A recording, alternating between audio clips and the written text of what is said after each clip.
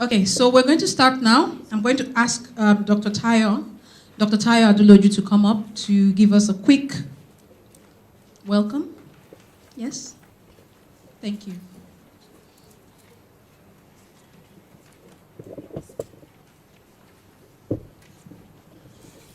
Good morning, distinguished ladies and gentlemen. Good morning. Mr. Vice Chairman of the Nigerian Economic Summit Group, Mr. Neil Yusuf, Chief Executive Officer of the Nigerian Economic Summit Group, Mr. Lawi Jayola, our distinguished panelists, ladies and gentlemen, you're welcome to what is going to be an interactive session to discuss the application of the overall science to public programs, public policy, markets, industry, and to explore this approach that enables us to understand you leveraging a holistic perspective to assessing deficiencies in economic, social, cultural dimensions of problems that we face today, and to be able to then deliver innovative solutions to address relevant issues in our climate. Behavioral science utilizes empirical research, and it allows us to delve into the decision-making processes of human beings and how it affects how we respond to everything: policy, programs, markets, industry, environment. And our understanding of these is highly relevant to improving the delivery of both policy and products in our environment. In recent years, governments and businesses have expanded the role of behavioral science and behavioral science units to be able to enable programs and projects deliver optimally. Everything gets tested first, from design to messaging, marketing content. These kinds of interventions have advanced global knowledge in a wide range of sectors, from tax compliance to market behavior to consumption to adoption and uptake of programs. Behavioral science is changing how we run business and how we run government. So we have gathered here today to share and discuss key findings from the application of behavioral science to the national social investment programs in Nigeria. So the Nigerian Policy Innovation Unit was established to support Nigerians' public sector by lending technical expertise in behavioral science, research, and policy innovation, and driving embedded capacity to enhance our country's ability to respond to problems, but also to design innovative approaches to fix issues. A big part of this program has been to provide nudges to increase scale for the program. So the PIU is structured and represented by some key institutions: Accenture, the Nigerian Economic Summit Group, and the Busara Center for Behavioral Economics. And these three institutions have come together to drive specific capacities. Accenture provides the broad technical and program management support that has driven the PIU over the last 2 years. The Nesg, of course, hosts the PIU and applies its knowledge of the Nigerian economy and experience in supporting evidence-based policy. And the Busara Center for Behavioral Economics have provided the deep behavioral science expertise and talent to establish the PIU technical capability to support Nigeria. Consequently, the federal government of Nigeria pioneered the use of behavioral science and has applied it specifically to the national social investment programs. So between 2017 and 2019, the PIU has conducted a range of tests, and many of the members of the NSIP program are here today. And the support we have gotten from the National Social Investment Programs has simply been overwhelming. So we would like to especially acknowledge the rigor and technical capacity that our PIU partners, Accenture, Busara, have demonstrated in the interventions that we'll headline and discuss today. We want to acknowledge those that provided the resources and support, the Rockefeller Philanthropic Advisors and the Bill and Melinda Gates Foundation, and also the NSIP owners, Bank of Industry, Empower, homegrown school feeding, conditional cash transfer programs that have really been the willing partners. They have been open, they have been cooperative, they've been engaging, and they have been supportive of applying a new type of science to how we do the business of delivering value to our people. So we sincerely hope that this will be a time to interact. And what we will do here is we'll listen, learn, relearn, share, challenge the application of these concepts. Our hope is that all of us, private sector, public sector, civil society, will leave with a greater appreciation of behavioral science and its application, and a willingness to test it in our different institutions, in our different programs, our different projects, and in our different opportunities.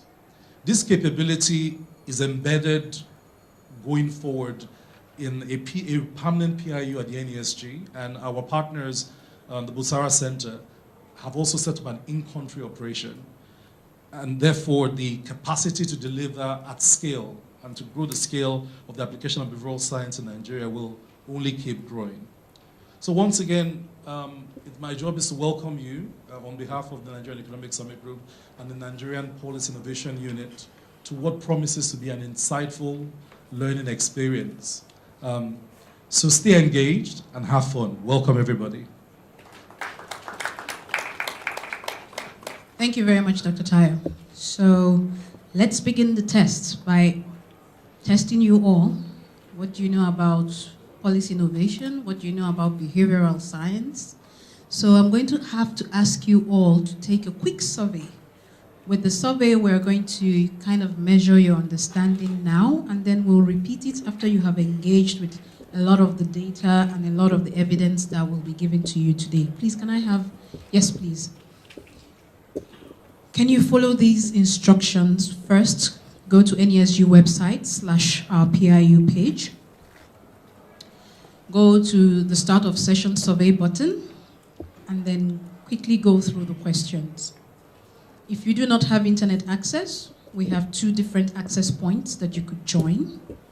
I think those who did not have, who had signified earlier on, have you been connected? Do you now have internet connection?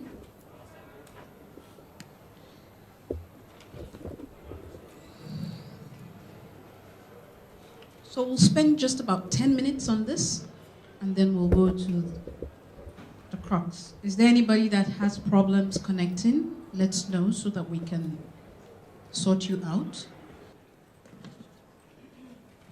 Good morning, everyone. My name is Adama Abalinam. I'm an engagement director at Busara Center for Behavioral Economics. I started in Busara in November 2018. I was working out of the Nairobi office, and I just moved to the Lagos office in early June. So this event is really good for me as well. It gives me an opportunity to see what my colleagues have been up to. They've been putting a lot of work into this. So I hope you get as much as we want you to get out of this event today. So what I want to do this morning is just take you through behavioral science, some of its key principles, its applications, and how we might start thinking about applying it in Nigeria. So every single one of us in this room at some point this morning has probably wondered why someone did what they did. On my way here, my Uber kept me waiting for 10 minutes, and when he finally showed up, he had stopped to buy akara. So no one ever seems to do things the easy way, the fastest way, the cheapest way, the most efficient way. This is strange because if you're an economist or aware of economics, you know that we've always been told that there is a homo economicus, a very rational, logical economic agent who makes clear decisions based on cost, benefits, and self-interest. Nothing else is relevant, nothing else affects their ability to achieve the outcomes that they want. This agent moves logically from desire to outcome. They want something, and all things being equal, they do everything necessary to get that thing. So he eats very well, he exercises regularly, and he saves. He saves in the short term, and he also saves for his future, for example, post-retirement. And his decisions maximize success, right? So how do we typically define success? You get married, you have a family, you buy a big house. There's no car in the picture, but I think it's probably in the background. And if you do everything really, really well, sometimes you can be extremely successful, right? These are the things we aspire to. These are the things we teach our children to aspire to. But we all know a more familiar story, and this is a story that behavioral science tries to tell. We all try to eat healthy. Every single day, most people probably make some kind of commitment to eating more healthily, but by the end of the day, you've probably succumbed to something fried or sweet. Similarly with exercise, you wake up every morning with plans to go to the gym, and for whatever reason, you don't make it. And finally, we intend to save, but there's usually something that you just have to have that stops you from making the investment. So the journey from intention to action exists, but it's rarely a straight line, right? So just a few examples. Moving from intention to action, let's take exercise. You want to exercise, you set a plan. Let's make it realistic. I'm going to do it 3 times a week, right? But every morning, 6 a.m., your alarm goes off. You think, let me just stay in bed. I'll exercise after work.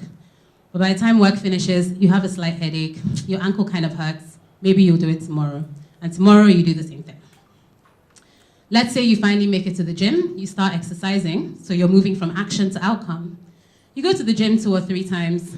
You find that you're not really losing weight as fast as you thought you would. Those muscles aren't really developing. So you stop going. And having started the action, you fail to proceed to outcomes. So we're all irrational. We're not Homo economicus, we are Homo irrationalis. And the reason for this is very simple. There are 2 systems operating in your brain at any given point in time. System 1 is your reacting brain. It's the thing that helps you to do easy tasks that you don't want to devote too much time to. It's unconscious, it's automatic, doesn't require any effort, but by virtue of that, is very, very vulnerable to errors and biases. System 2 is your conscious and deliberate brain. It stops, it slows you down, it applies effort to the task at hand, and for that reason, it tends to be very logical and very skeptical of the information presented to you. So you use System 1 after the age of 5 for very simple routine tasks like 2 times 2, right? That requires no thought on your part. Once you reach driving age, after a certain point, driving in a straight line is a System 1 task. You don't have to think about it. There's that very popular example of people who drive from work to home and then realize that they don't remember how they got there, right? That's your System 1 brain operating. System 2 kicks in when the task gets more difficult. So instead of 2 times 2, your brain has to slow down to process 237 times 237. Similarly, if you suddenly have to reverse around the bend, System 2 also kicks in. You tend to find that you might stop talking to whoever's in the car, you might reduce the volume of your music because you can no longer do that task automatically. Unfortunately, we make most of our decisions in System 1. And this means that context is extremely important. How information is presented to you matters. So a simple experiment, a popular behavioral science experiment, provides 2 equations. If you look at it, you'll see that it's exactly the same thing, so the answer is going to be exactly the same. But in one scenario, the numbers are presented in descending order. In the other one, they're presented in ascending order. Spoiler, the correct answer is 40,320.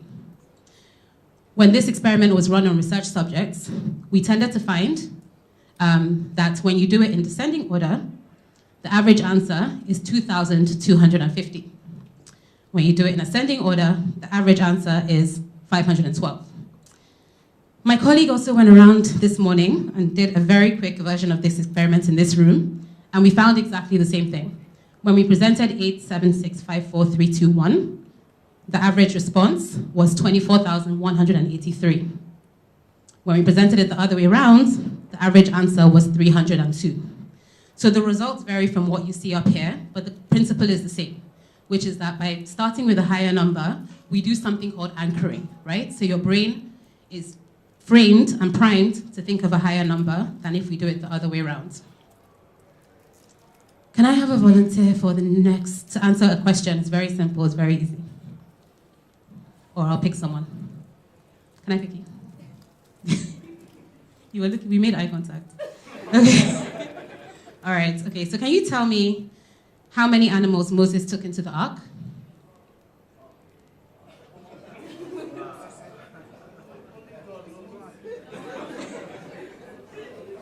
Okay, can someone else tell me? Someone help him out. I'm going to pick somebody else. Why? Who was it? Excellent. Okay.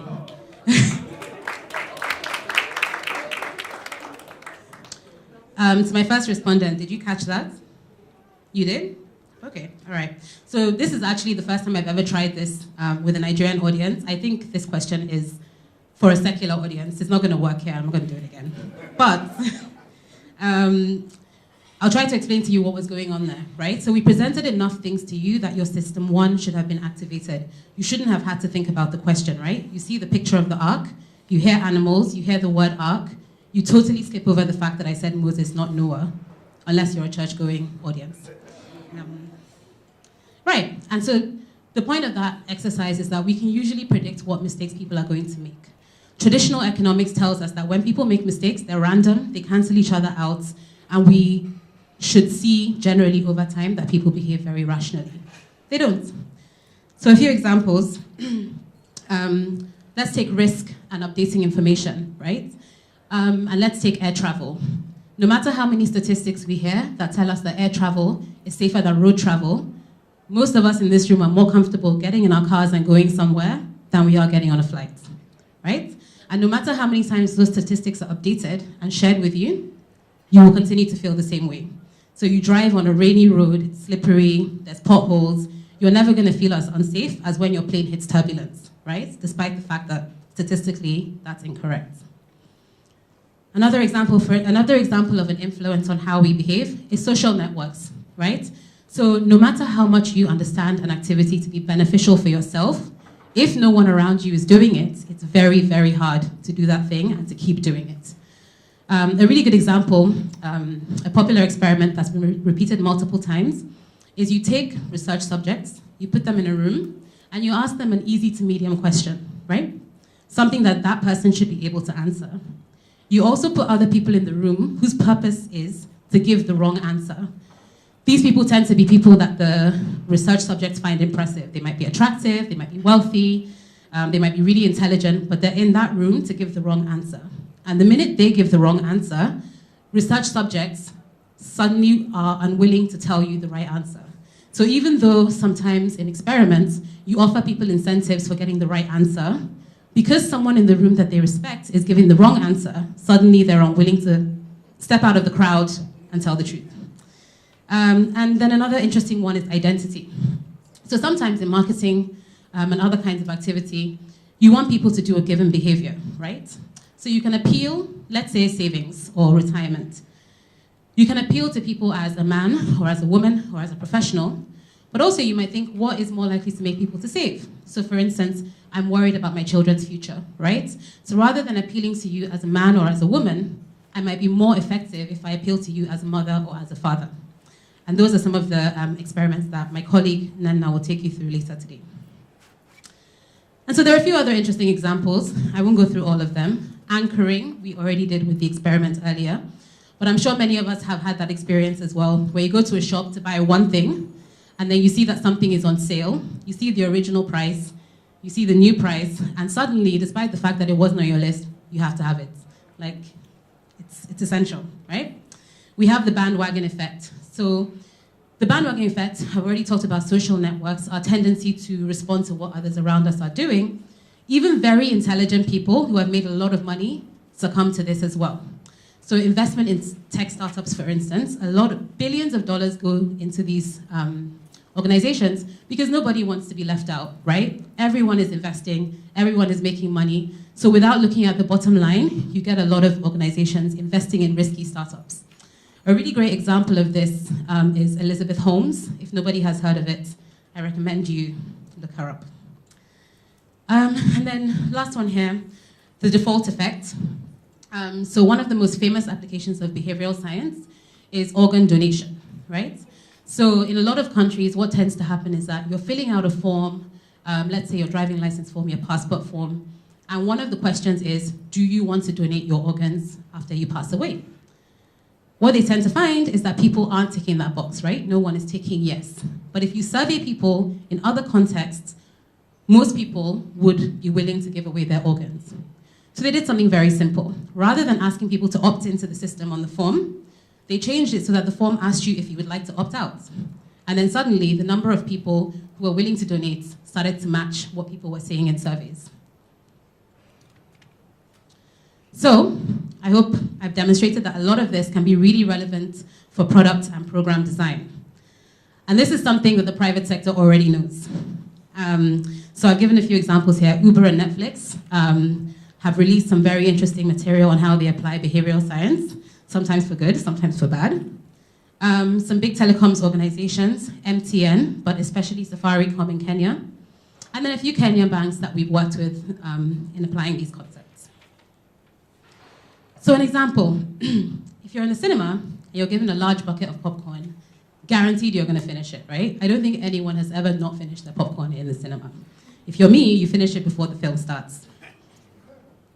But let's say I give you the exact same amount of popcorn in 4 containers. What I've done there is introduce 3 decision points. Every time you finish a bucket of popcorn, you have to make a decision to have the next one. And what we tend to find is that people are less likely to have as much popcorn as they would have if they were just given 1 big bucket. Can anyone think of an example of decision points and how they're taken away from us? I've already named the organization.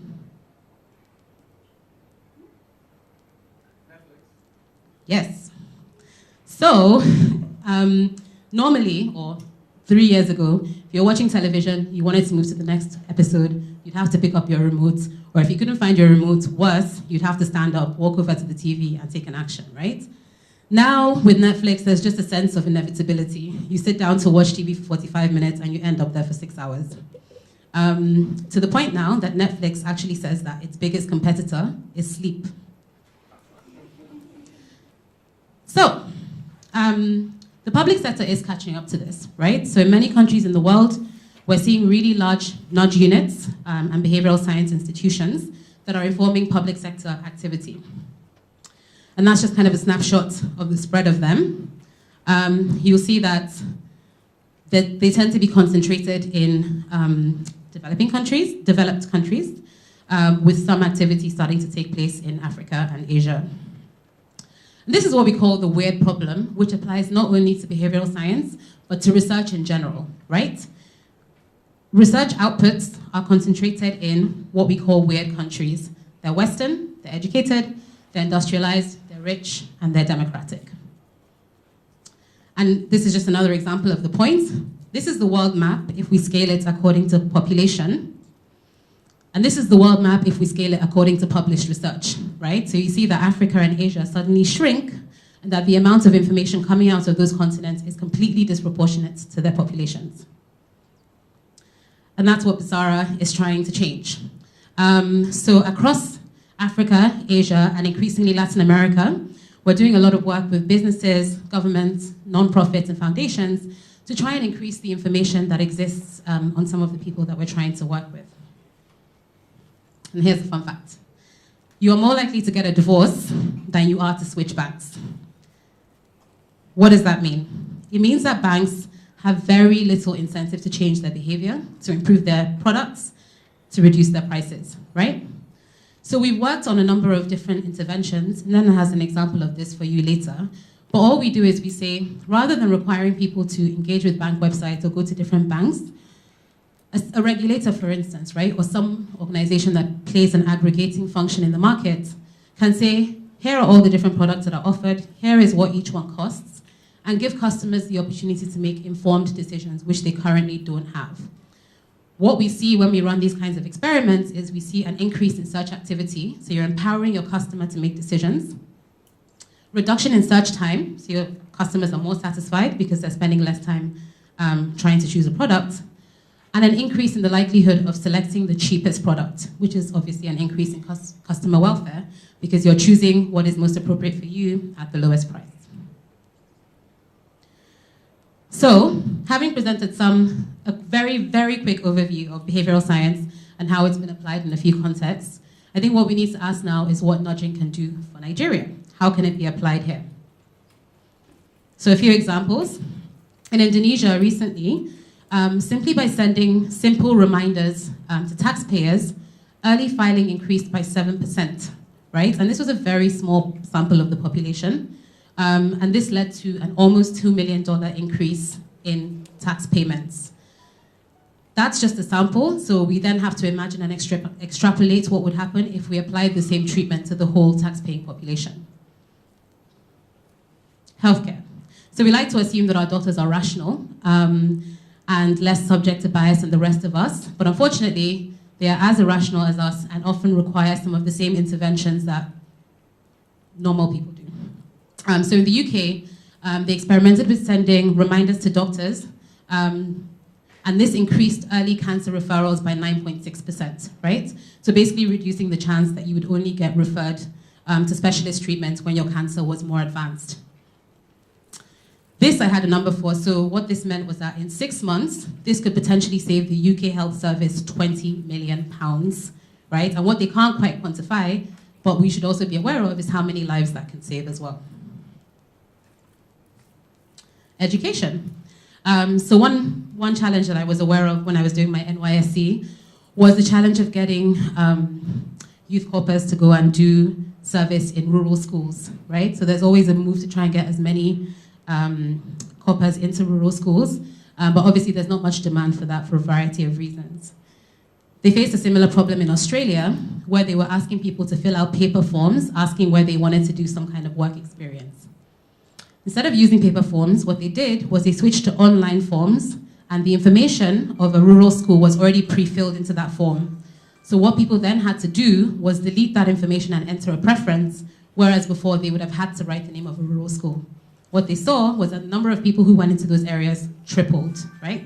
I'm not saying it would have the same impact here, but it's a sign of how very, very simple changes can lead to significant impact. And also a really important sign that what people do is not necessarily a strong indication of what they want. So we should never assume that people don't want to do something just because they're not doing it. Finally, energy savings. So similar to the intervention on bank prices, simplifying letters that compare the costs of different energy providers meant that people switching from one energy provider to another increased from 2.6% to 22.4%. And the immediate saving for any household taking part in this process was £50 or 22,500 naira. So these, again, can have impact at a household level. And I think the main point of this slide is that with 200 million people, the Nigerian population, very, very small changes in the environment, very, very small changes in impact can really have a significant effect. Thank you.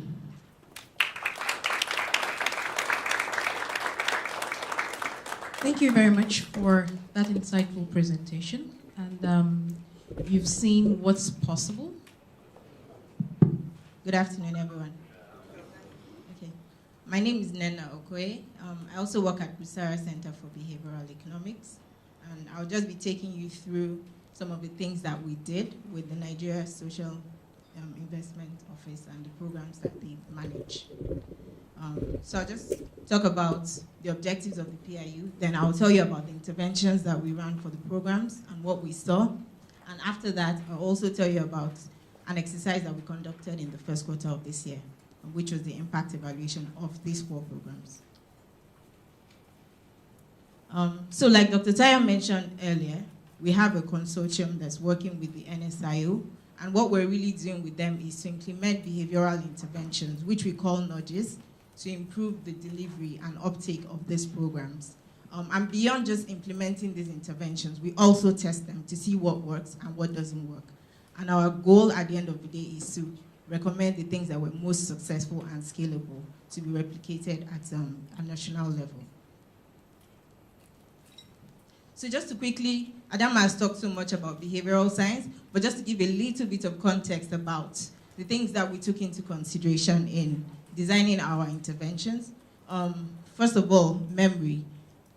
as a human being, you're dealing with so many things. Perhaps you have some problem at work, some problem at home, your child is sick. There's just so much that you're thinking about, and that could lead to what we call cognitive overload, which would then sometimes compromise your decision-making capabilities.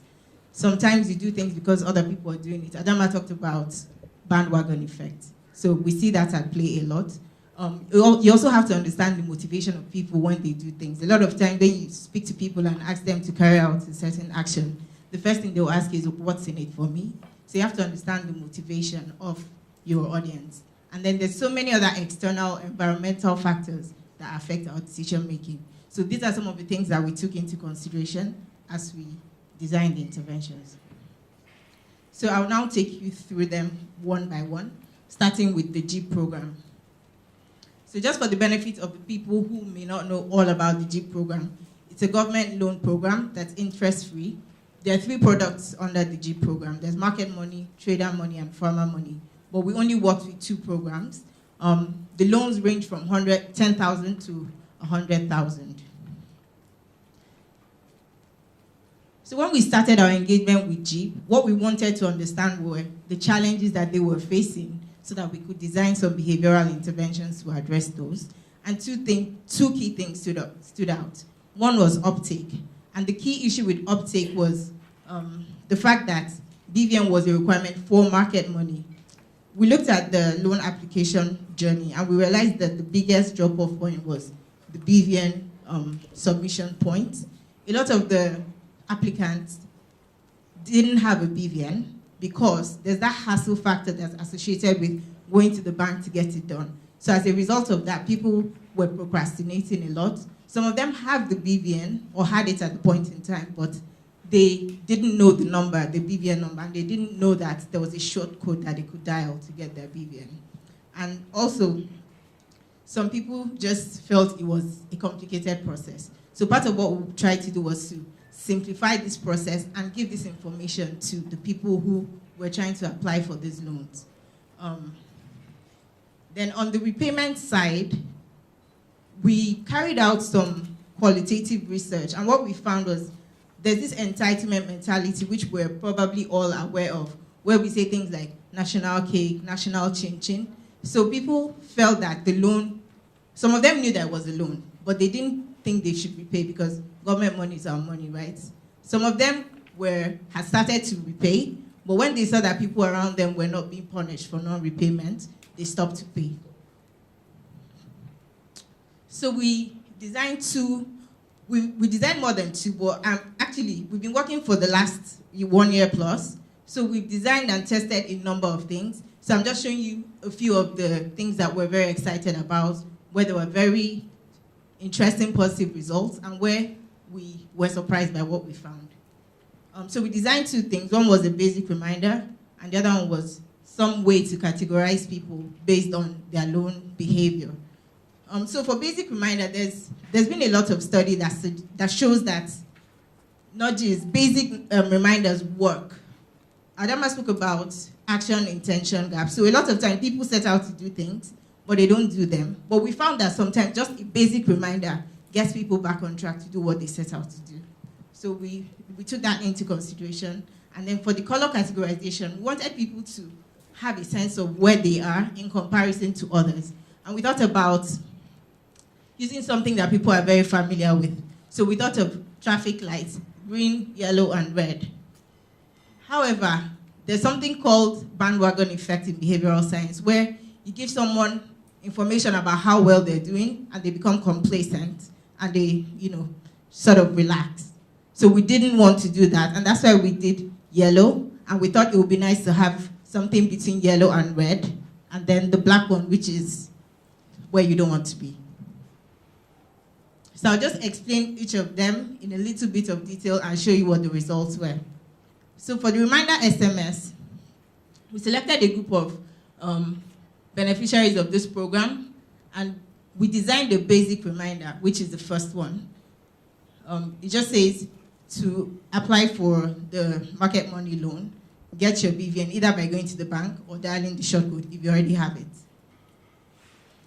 And then we created variations of this same message. The first one is the urgency frame message, and the only difference between that message and the reminder is this one is time bound. So it says, dial *560# today. So it tells you that you have to take action today. The next one is loss framing. And if you see the highlighted text there, it says, don't lose your chance. And what we're trying to do here is to pull a behavioral lever, which we call loss framing. So people typically don't want to, like, there's this study that says the pain you feel when you lose something is more than the gain when you find something. Obviously, this isn't always the case, but more often than not, we feel when you lose, say, 1,000 naira, you feel that pain compared to when you find 1,000 naira. Although for me, sometimes when I find a random 500 naira note in my pocket, I feel like I've won the lottery. So it's not always the case, but that's the general idea. And then we talked about incentivizing people. And the thing about incentivization is it has to be small, such that people are not taking action because of the incentive. So as a result of that, we made it 100 naira. We thought we could offer people airtime just to get them motivated to go get their BVNs. And then the last one was just a combination of the incentive and the urgency. And we maintained a group that we call the control group. So when we run these experiments, we always have a control group that doesn't receive the intervention, such that at the end of the period, we're able to compare what we rolled out against the people who didn't receive any of those interventions. Okay, so I want to explain the color categorization before I show the results. Like I said, we did yellow, orange, and red. And before we rolled out, we sent a message to all the people who were chosen to be in our sample group, just explaining how we came about those colors and letting them know that more messages were coming. And then about a week after the notification message, we started to send the color-specific ones. And the messages were more or less the same. You would only get a message to say, your color is, say, yellow, and this is how much you owe at the moment, pay X amount by so-so date to avoid moving to the next category. And then there was a threat there, which is that your BVN could be blocked if you continue to default.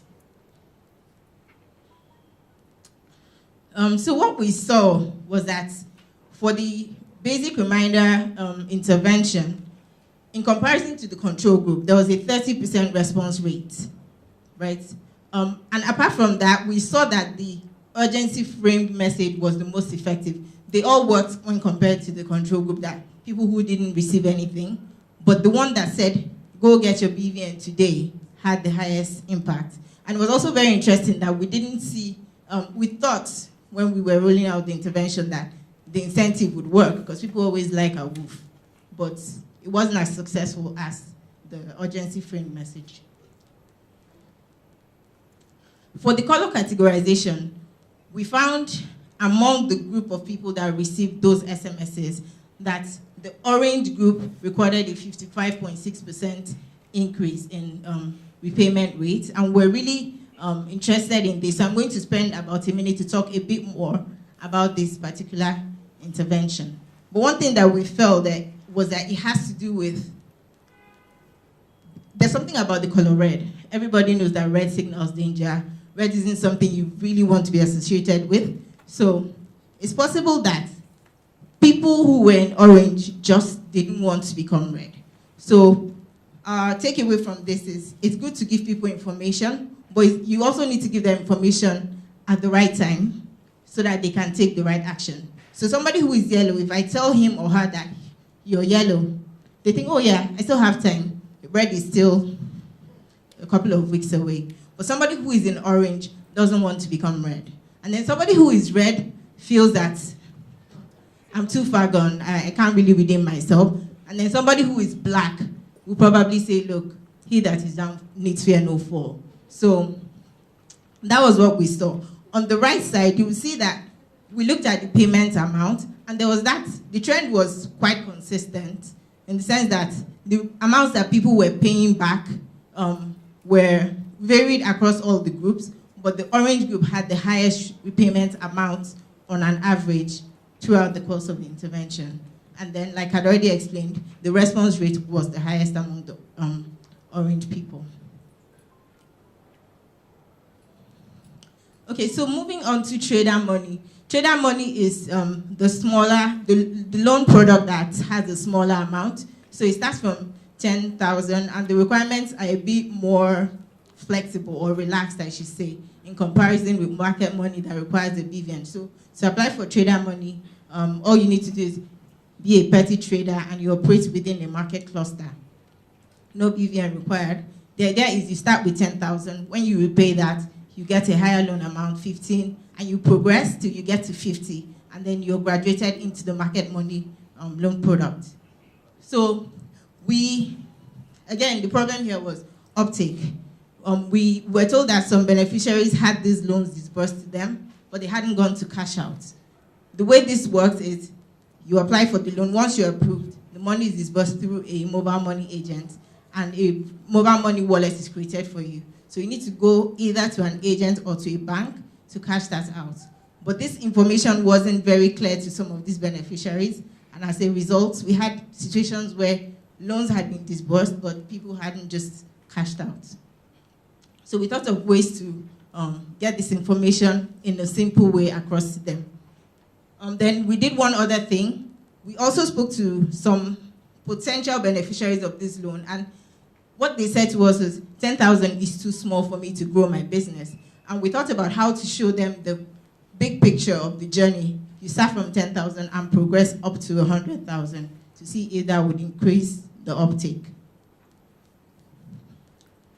Okay, so just to explain the interventions, this one for the cash out, we did two things. One was the endowment effect. In behavioral science, there's something we call the endowment effect, and it just means that we as human beings tend to place a higher value on something once we own it, irrespective of the market value. There have been a lot of studies again here, and there was one where they asked a bunch of people in the US to indicate how much they felt a mug was worth. And among the people who were asked this question, the average amount was about $2. And then when some of them were then given the mug, and some weeks later they were asked to estimate the value of the same mug, a lot of them said $7 to $8. So that's just to emphasize the point I'm making about how we place a value on something once we own it. So we wanted to frame this message in a way that makes people feel that the money is theirs. So if you look at the message, you see somewhere where we said it's yours to collect. So we let them know it's been approved and it's theirs. And then the second one was just process effect, where you give very clear and simple instructions for people to then take action. So this said, you don't need a bank account. Just get a text, go to your bank or to your agent, and you cash out. Very simple. And then for the posters, like we said, just to show that journey, how you start from being a petty trader to owning a small kiosk, and then progressing to a medium-sized kiosk, and then being an actual shop owner. And then we rolled this out in Computer Village because that's the place where there's a lot of economic activity. And we figured that the kind of people that we're looking for would be there. And we carried out what we call a baseline study and an endline survey as well to measure people's understanding of the various loan products and the progression journey. So at the end of the intervention period, we looked at how people responded to the cash out SMSs. And we found that there was a 6.4% increase across board. And the message that was very effective was the process message. So it also goes to show that the way that information is presented matters. And people always like for things to be simplified as much as possible.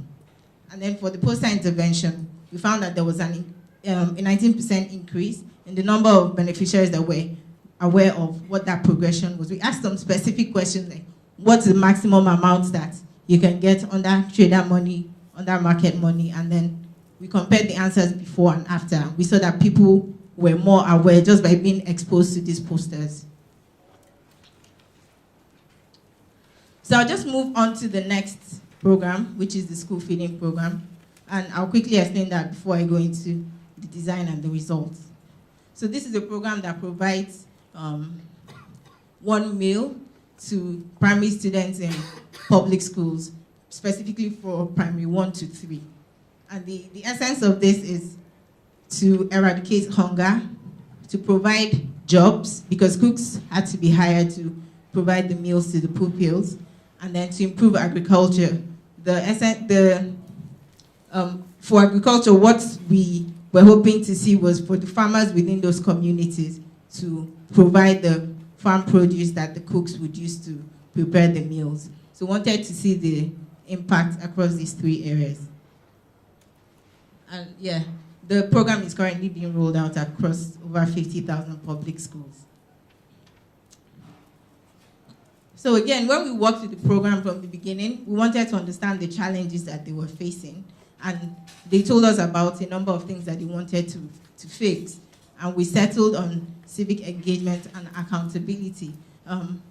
So community engagement is very important in any program to foster delivery of the program. Because once people start to ask the right questions, people begin to show a higher sense of accountability. If, for instance, I have a child who is in a school where this program is being rolled out, and I'm beginning to ask questions about what he or she was fed in school, and I have an understanding of what is expected, then I can respond if I'm given the channels to then give that feedback to the owners of the program, who would then make any necessary changes to it. Yeah, so we designed 2 interventions, one to address engagement at the school level, and the other one to address engagement at the household level. And then we layered this contact center over it just for us to receive feedback from these 2 channels. So I'll just explain them one after the other. So what we did was, the cooks wear aprons, well, not all, but some of them, and we figured that that would be a good tool to leverage for our intervention. So we created specific aprons with messages on them. We rolled this out in Minna, Niger State, and we rolled it out in Hausa because based on our interactions with the cooks, we understood that a lot of them don't read and write English very well. So we have the inscription in Hausa on the apron, but the English translation simply says that I'm an AGSF cook. It's my responsibility and that of the teacher to ensure that cooks arrive on time, adhere to the cooking menu, provide meals of the right quality and quantity. And then we gave this to the cooks to wear for a period, and we monitored the results from that, and I'll be sharing them shortly. And here we just have a picture of the cooks when we went out in the field and gave this to them to wear. The second one was the parent pupil diary. Like I said, we wanted to get information about how the parents were engaging with the program through their children. And we gave the children these diaries, which they had to fill out every day after school with their parents or guardians. So they would write out what they ate for the day and try to draw it and indicate if the food was good or not. You see a smiley face and a frowning face. Then you see 2 bowls that indicate whether the food was a little or a lot. And then we threw in something to just increase the value of those diaries to the children. We put in a multiplication table at the bottom, because this program is for people in primary 1 to 3, and we figured that this is something that they will find relevant. Again, just pictures from the field when the diaries were handed out to the children. Okay, so for the apron, we found that there was a slight improvement. I say slight because the results that we got here were not statistically significant. However, we saw that some teachers they told us that they began to understand their responsibilities. Before then, surprisingly, some of them didn't know that the program was only meant for children in primary 1 to 3. Some of them thought that it was for all primary school students. Some of them didn't know the exact time that the cooks were supposed to arrive with the food. And it was very important for cooks to come at a certain time so that they don't disrupt the schedule of the activities for the day. And then there was also the fact that cooks have to adhere to a cooking menu. The program actually defines the menu for what the cooks should serve every day. But in a lot of schools, we found that the teachers were not even aware, and as a result, they couldn't work with the cooks to ensure that this was done. So we saw a lot of improvement in the teachers' knowledge of what they were supposed to be doing. Then for the parent-pupil diary, we also saw that parents were then beginning to engage with the cooks, partly because they're all in the same community, and because there was a phone number that was on the diary as well as the apron. So calls were coming in to the call center. Again, I say suggestive effects here because the number of calls that we received were not as much as we would have liked. We got about maybe 50 calls in total. So we would have liked to get more feedback from the communities where we rolled this out. It was just one state. However, we expected more calls to come in. But the calls that came in gave us very good feedback. For instance, we had parents calling in to say that their children said the teachers were eating their food. We had parents calling in to say that the food was very small. So we got some feedback, which is what exactly we set out to get with these interventions. We also had parents calling in to express their appreciation, which is also good. And then we had some cooks calling in to clarify certain things about how they should use the funds that were being disbursed to them. And lastly, we had parents who were calling to ask about how to fill out the diary with their children. So we got good information, just not as much as we wanted. Okay, so the third program that we worked with was the conditional cash transfer. And this is a program that gives 10,000 naira per month to poor and vulnerable households in some communities across about 20-something states. It's a 2-year program, and the aim of the program is to help these beneficiaries to come out of the poverty trap by identifying income-generating activities that they can engage in, and also encouraging them to save more towards being self-sustaining. And it primarily focuses on women. So this program, we looked at the livelihood development as one of the major challenges that we could address from a behavioral angle.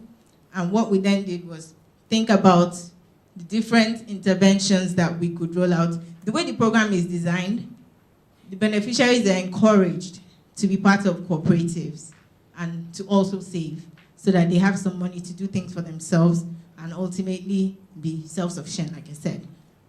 So we came up with 3 things, and I'll just explain them quickly one after the other. So the first one was Growth Champion. Like I said, they're encouraged to be part of associations. But we found that some associations had been set up, and over time they had become dormant. So we designed what we call Growth Champions. And as a Growth Champion, what you're expected to do is revive the cooperatives within your community. So identify people who are no longer active members of cooperatives, encourage them to get active again, and to attend cooperative meetings frequently. And then as a Growth Champion, you have to commit to save consistently throughout the intervention period, at least 90% of the time. And at the end of the day, the reward for being a Growth Champion was a certificate that was signed and presented to them by their cash transfer facilitators. That's the person that acts as the middleman between them and the program. So this was something that, based on our qualitative research, we understood that this is something that they would value. So we came up with that, the certificate, and the branded t-shirts. And we had quite a number of them sign up for this and achieve the objectives of being a Growth Champion. And I'll show the numbers. The next thing we did was an intervention we called social relative ranking. Like I said, human beings we're social, and we respond to what people around us are doing. So we wanted to create some sense of competition within the community. So we put them into groups, and every week we'll share something like a leaderboard and show which group, show how each group is performing. So we'll take group A, saved X amount this week, they're topping the chart. Group B is falling behind. And every week we'll see how the groups were responding and adjusting their positions. And through that process, they were saving more.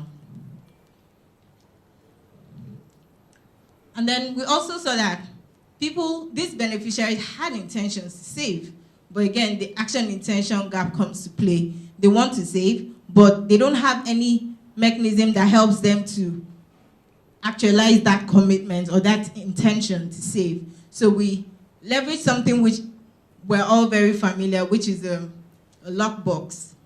And we had them come into groups and determine within the groups what they wanted to achieve. So you would have a group that sets out to achieve a target of 20,000 naira. You may have another group that sets out to buy a grinding machine at the end of the period. Another group that wanted to buy a bag of corn flour. And a treasurer would then be appointed to track the progress of the commitment to save throughout the period on a weekly basis.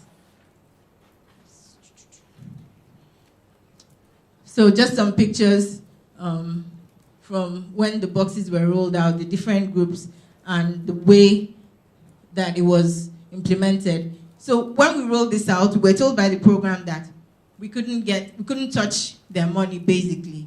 So we had to devise a means for people to signal that commitment, and we used those vouchers, which you can see at the top right corner.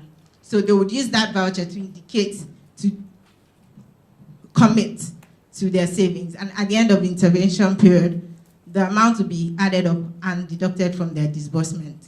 And we saw that people kept through to their commitments, even though they weren't actually putting down cash. At the end of the day, they still honored the commitments or pledges that they made. So I spoke about how these beneficiaries, I mean, some of us may be familiar with this, but just for the benefit of people who aren't, some of these communities are so far out that to get there, if you see the box at the bottom, there's an Okada that had to be loaded on a canoe to take this box to the beneficiaries where they were located. So in terms of the results, we saw 16% increase for the growth champion. So the people who were beginning to recruit other people to join the cooperatives helped to achieve an increased savings level of 16% in comparison to the group or the beneficiaries who didn't receive these interventions. And then for the social relative ranking, we saw a 10% increase. Commitment device gave us 21% increase. So that's all for CCT. And I'm moving on to the fourth program, not the last, which is the Empower. And it's a program for the young and unemployed graduates. So it's a 2-year program, similar to the CCT in terms of duration. The idea is for this beneficiaries to build employability skills or start up their own businesses at the end of it, before or at the point where the 2-year program ends. So we found from talking to the program stakeholders and just going out into the field that a lot of these beneficiaries had become so dependent on this program. Even though they had signed up, they had come into it with the understanding that it was a 2-year program with an expiry date. They didn't have any clear plans of what would happen if at the end of the 2 years they hadn't found jobs or started their own businesses. So we were thinking of ways that we could get them to start having that entrepreneurial mindset and to start saving more to, start income generating activities for themselves. So the 2 things we did was to prime them for that journey to start their own business or to start to save more, which could help them to either start their businesses or perhaps write an exam that will make them more employable. So the first one was the role model identity, where we showed success stories of other beneficiaries. We heard a lot from the beneficiaries that the stipend of 30,000, which they were receiving every month, was too small, and as a result, they couldn't really do anything with it. So this was just to show them that other people like them were doing something with the same amount of money. Again, this is social norming, where you give people information about what other people are doing with the intention of getting them to do better. So we shared this. At the beginning, we'll run a survey just to understand people's current perceptions and understanding of what it takes to run their business. And then at the end of it, after they had been exposed to these different success stories consistently for a number of weeks, we would then measure to see if people had started to take action to start their own businesses. And then the next thing we did was to give reminders. Like I said, basic reminders work, or based on some of the work that we've done and seen, basic reminders work. So we also wanted to try out a number of things. We didn't want to send just the one message to everyone. So we created variations of the same message. One was negatively framed to say, don't let a future expense ruin your life. Start saving today. And then there's one that was aspirational to say, you can't improve your education and earning power if you don't save. Start saving today. And then there was one that was loss framed to say, don't let the next business opportunity slip away. So we rolled this out, and again, we had a control group of people who didn't receive any message. So the first one was successful. We saw positive results. There was an increase in people's awareness and intentions to start their own businesses. However, we were very surprised that the messaging had a negative effect. When we compared the people who received the messages against those who didn't, we saw a 5% decrease in the savings level. And this was across the three messages that we designed. So this goes back to the idea that context matters. So we've run some of these studies in East Africa and they worked. There's some of things that we tried here which I didn't share, that didn't work. So it's always good to test. Like, we can't overemphasize the importance of testing. So we could have very well gone in with the assumption that this would work, and then we roll it out to everyone, and then things are not going the way we expect. So that's why in behavioral science, we never make assumptions. Everything we do is scientific and is based on evidence. So that's it for the interventions that we rolled out to the programs. I'll very quickly take us through the impact evaluation exercise that we carried out on 3 out of the 4 programs. So what we did was evaluate the impact, like I said, but to explain this more, what it means is what happened to the beneficiaries who were part of this program compared to people who were not part of the program. And in order to do that comparison, we always have to ensure that the 2 groups that we're looking at have the same thing in common, except being participants of the program. So for the JIP, we looked at the people who had received disbursements and people who had gone through the process and were good enough to receive the disbursement, but were just on a queue waiting to be paid. So we did that for market money and for trader money. So the people who hadn't been paid yet served as the control group, just for comparison purposes. But here we didn't design any interventions. It was just looking at what happened in those 2 groups. So what we found was that for the market money beneficiaries, there was a very significant increase in their business performance. So we saw that their inventory and their sales had gone up compared to people who hadn't received the loans.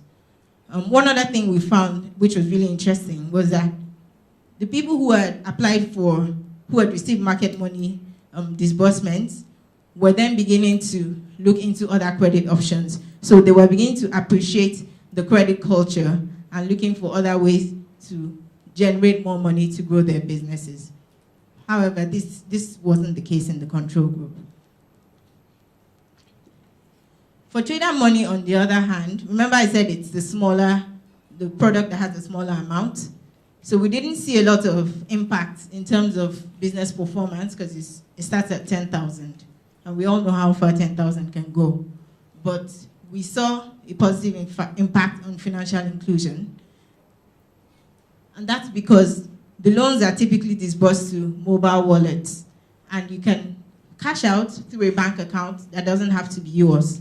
So people were cashing out through the mobile money agents and bank accounts. And then at some point, people who were cashing out through third-party bank accounts decided to open their own bank accounts because they wanted to be in more control of their finances. So that that brings them under the financial inclusion umbrella, which is a good thing. Like I said, there was no impact on business performance, no household expenditure. So moving on to the CCT. What we did here was we looked at six states, and we spoke to over 2,000 beneficiaries, and we put them into two groups. The way that the program determines who they classify as the poorest of the poor is by calculation of what they call the proxy means test score. It takes into account things like income, size of the household, number of people in the household, medical conditions of people in the household, a lot of factors, and then they are placed in what they call decile. So you have the 1st to the 9th decile. And the 6th decile was the cutoff mark. So anyone who was in 6th and below was eligible to receive the disbursement. So what we did was look at the people in the 7th decile. So this is very similar to, say, cutoff mark in an exam. The cutoff mark would be 75. The person who scores 76 is as good as someone who scored 74. So that was the principle behind us selecting those treatment and control groups. So the idea is people in 6th and 7th decile have pretty much the same thing in common. So the only thing that makes them different is one group would receive the disbursement while the other wouldn't. And what we found was that the beneficiaries who were receiving this disbursement were beginning to spend more on food, which is good. We looked at the things that the household spend on across the treatment and control. So we looked at non-food expenditure and food expenditure. And when we compared it, we saw that people who were receiving this disbursements were spending more on food. And they also indicated that they were more likely to open bank accounts, which is also good. However, the challenge that a lot of them face is the distance to a financial services provider. So that's one thing that hindered some of them from actually opening bank accounts. But we found that there was a very strong probability that these people who were receiving this disbursement were willing to open bank accounts because they wanted to save in a digital or in a structured manner, and some of them just couldn't. And then the other very interesting thing we saw was that there was a good level of coordination in the household. When we started off this process, we were informed that some of the households where the beneficiaries are female, that there was some level of household conflict or tension where the man of the house controls the way the funds are spent. But going out and carrying out our survey, we found out that among the female beneficiaries of this program, that more often than not, they were involved in the decision-making around how the funds were spent, but this was not the case for the people who didn't receive the program. And lastly, for the homegrown school feeding program, we looked at a number of states, and what we did was we looked at the states where, the schools where the program was rolled out and the schools where the program wasn't rolled out. We surveyed teachers. It was a bit challenging because, like we know, data in Nigeria is usually a problem. So we couldn't get some of the information around attendance of the students over the period that the program has been in existence. So we had to rely on self-reported data from the teachers and head teachers and the cooks. But we still saw some positive findings. So for instance, we saw that generally the students' attendance had increased over time, but because this was based on self-reported data, and also because we know that in some cases the students just go to school, once the meals are served and they've eaten, they leave. So we're also running some interventions now to test certain things that will keep the children in school till the end of the day, so that we can determine if what really drives attendance in the schools. And then, like I said, this program aims to create jobs for cooks. So we found that the cooks who are part of the program are beginning to save more because they have more money. They are now more empowered, and they have extra cash to play with. So their savings levels increased over time. So just, like I said, this section was not about anything, it wasn't about behavioral intervention designs, but this just shows that the programs have had some impact. We made some very specific recommendations to the programs, which will then be translated and into policy outcomes that we expect to be implemented. But in doing that, we aim to work with the programs to test, because, like I said, testing is really important, and that's the only way that we can really achieve evidence-based policy making in Nigeria. So that's what we aim to do with this impact evaluation. As this, the recommendations which I didn't share are being rolled out, we will aim to test them and in some cases apply some behavioral interventions to see what works and what doesn't. So that's really all I have to share. Thank you.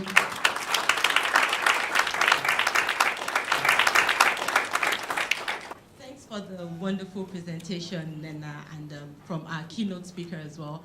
I'm sure everyone has had, also has an idea of what behavioral science is about and what the PIU has been trying to achieve in the last 2 years. So having that in mind, and also the topic of discussion, which is embedding behavioral intervention design in implementation of social welfare programs.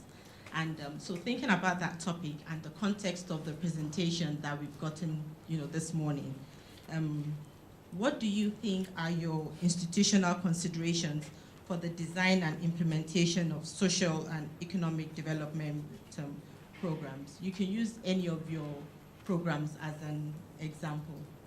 So can I start with you, please, Mr. Wagner?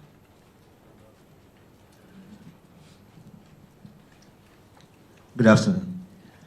So when you talk about institutional considerations, I think I just summarize it as what are you trying to achieve? What is it that you have as a top of mind?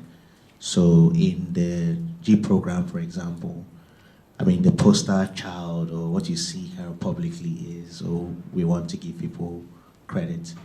But at the back of that is also a desire to have real financial inclusion where you can wean them off funding of the government and put them into more private capital.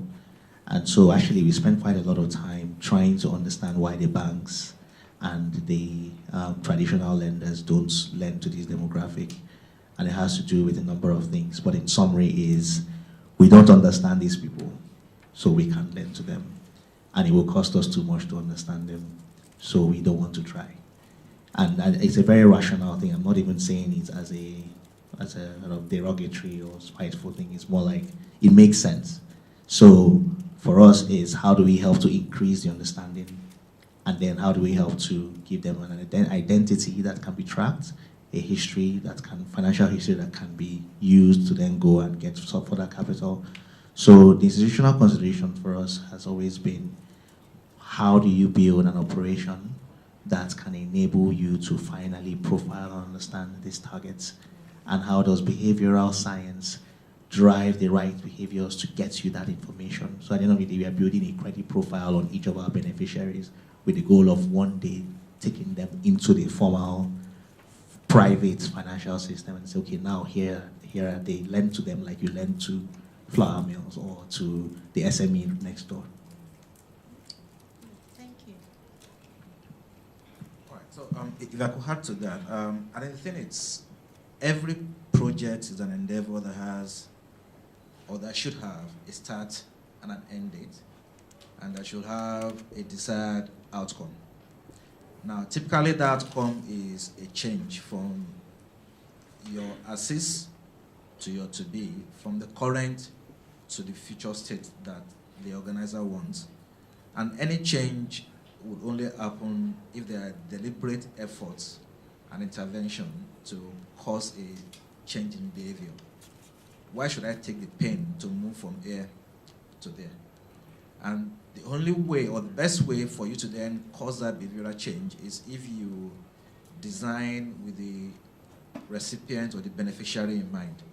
what people call human-centered designs from a design thinking point of view. And so if you then do that, you're able to understand the profile of the end beneficiary, and the profile then suggests to you what kind of nudges and interventions and prompts would Nsip prefer or work for Uzoma. And I guess that's what behavioral science is trying to do. And from my point of view, we typically would call it part of change management, which is a professional practice of making change to happen, and that's of changing behaviors and moving people from one point to the other. And for any project, be it technology or anything, without that change management aspect, without that the human-centered thinking and those levers, you're unlikely to get the ultimate benefits from the change. Thank you, Mr. Yusuf. It's good you mentioned human-centered thinking in the designing of programs. I think that's a very important thing. So, Dr. Alaba, I'll throw this question to you. So, for your specific programs that maybe you're running in your institution, what gaps or challenges do you think can be resolved leveraging on behavioral insights and testing? For example, what kind of data or insights do you think the program is lacking that you think if you had this data, it would help the program do better or can be used to influence behavior? Oh, thank you so much. I work with the Policy Development Facility of the PDF. And what we do at the trade work stream is to focus on the underrepresented voices in trade policy making and trade policy process. Beyond focusing on policy, what we do is to change the mindset of MSMEs in terms of the market readiness to access export markets.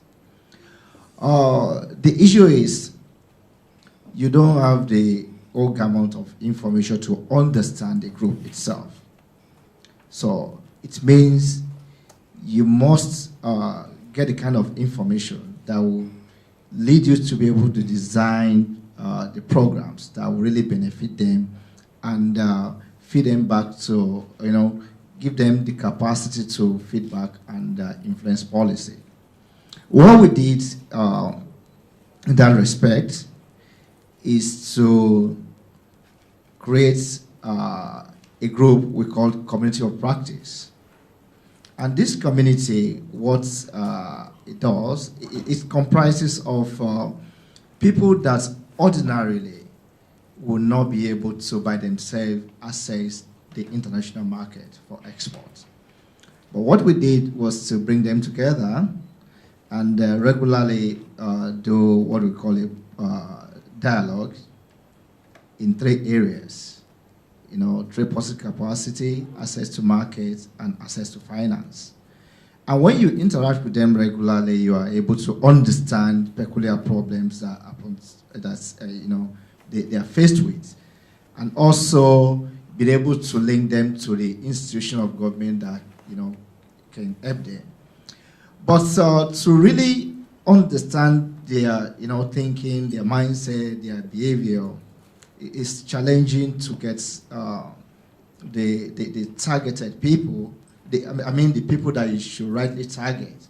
What we did in that respect was to look for projects that has happened in trade policy space over the years and, be able to access their data bank, and then try to get across to the participant of such programs in terms of information. On the government side, government usually does not have that kind of data. So the issue of data has always been donor-driven, which should not be.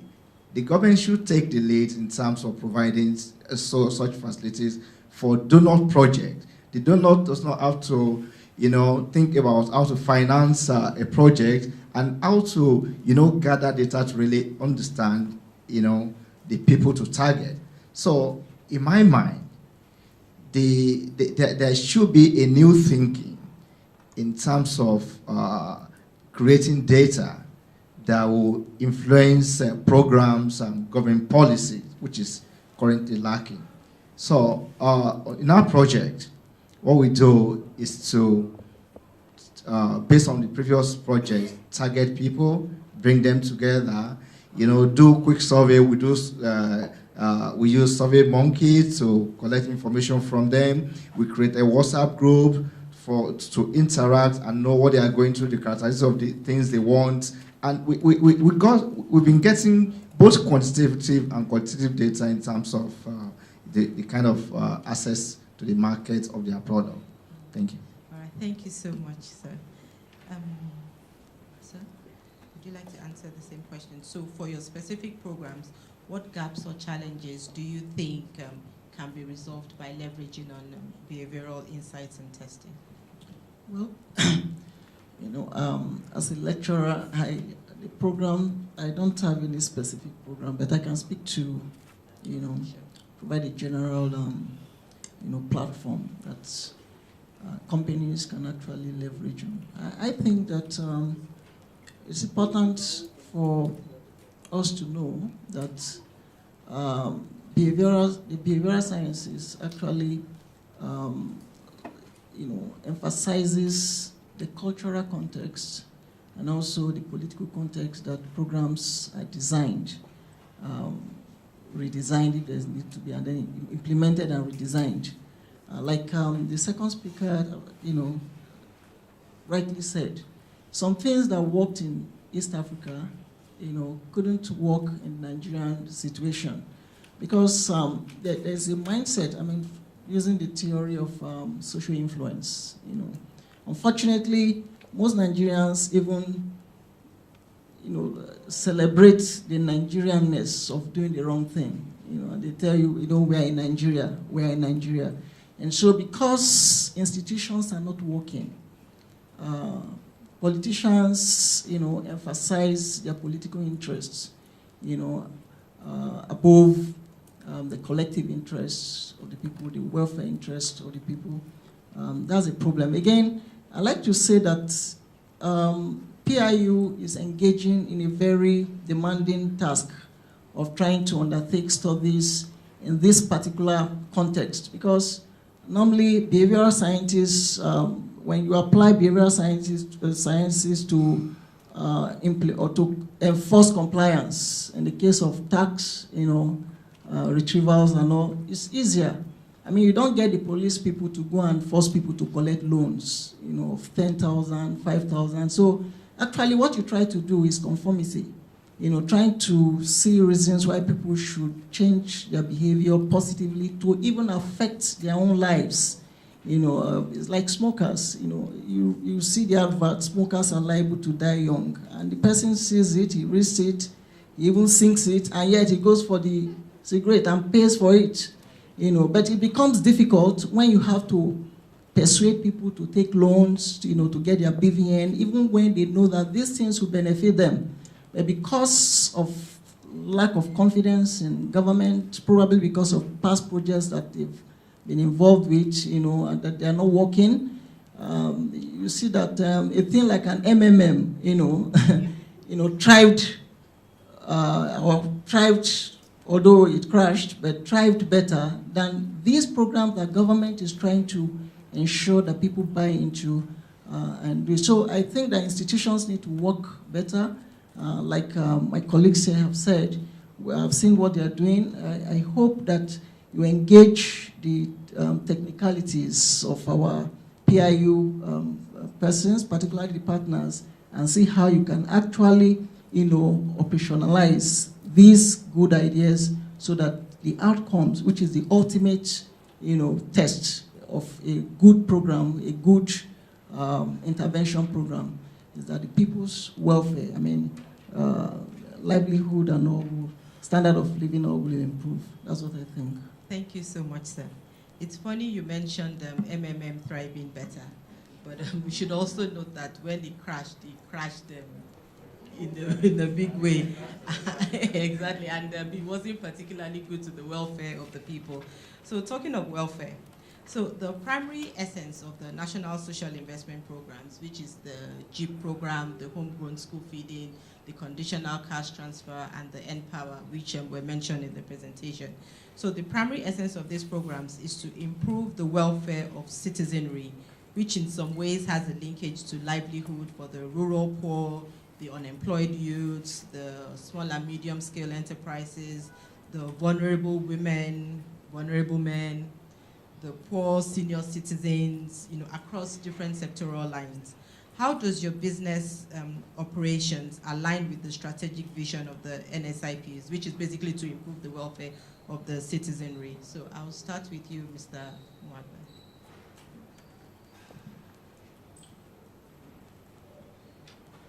Mwagba. So the welfare of the citizenry at the end of the day is tied just invariably to economic independence, not just from a standpoint of survival, but from a standpoint of just the basic dignity of not having to rely on handouts and communal structures for your daily needs. So the idea is actually to advance economic independence on the lives of the citizenry. I like to think of social programs as necessities, and I am yet to find a single country in the world that does not have one. In fact, it's almost like the more developed a country is, the larger its social programs become. And that's because when the more egalitarian and economically independent or economically liberal a country is, it also means that the market forces put certain people at the bottom. And it's critical that you don't end up having the poor eating the rich. So social programs are designed to do exactly that. And secondly is that they're also designed to do what you call, give you fiscal space, especially when you are in an underdeveloped economy where you have some real fundamental issues, right? You need to fix power, you need to fix infrastructure, you need to manage your costs, you have a fiscal crisis. So those are not going to go away because you are giving people 10,000 naira or 50,000 naira loans. But what that does is that it buys you what you call fiscal space. So it buys you a bit of a breather while you solve your structural issues. And if you don't solve your structural issues, you will continue to need that breather for a long time. So, but at the end of the day, you still need it.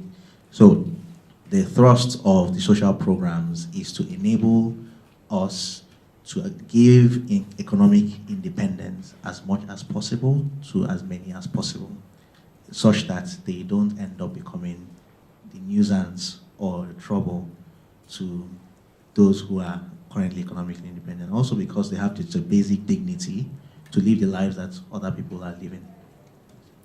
Thank you very much, Mr. Wagba.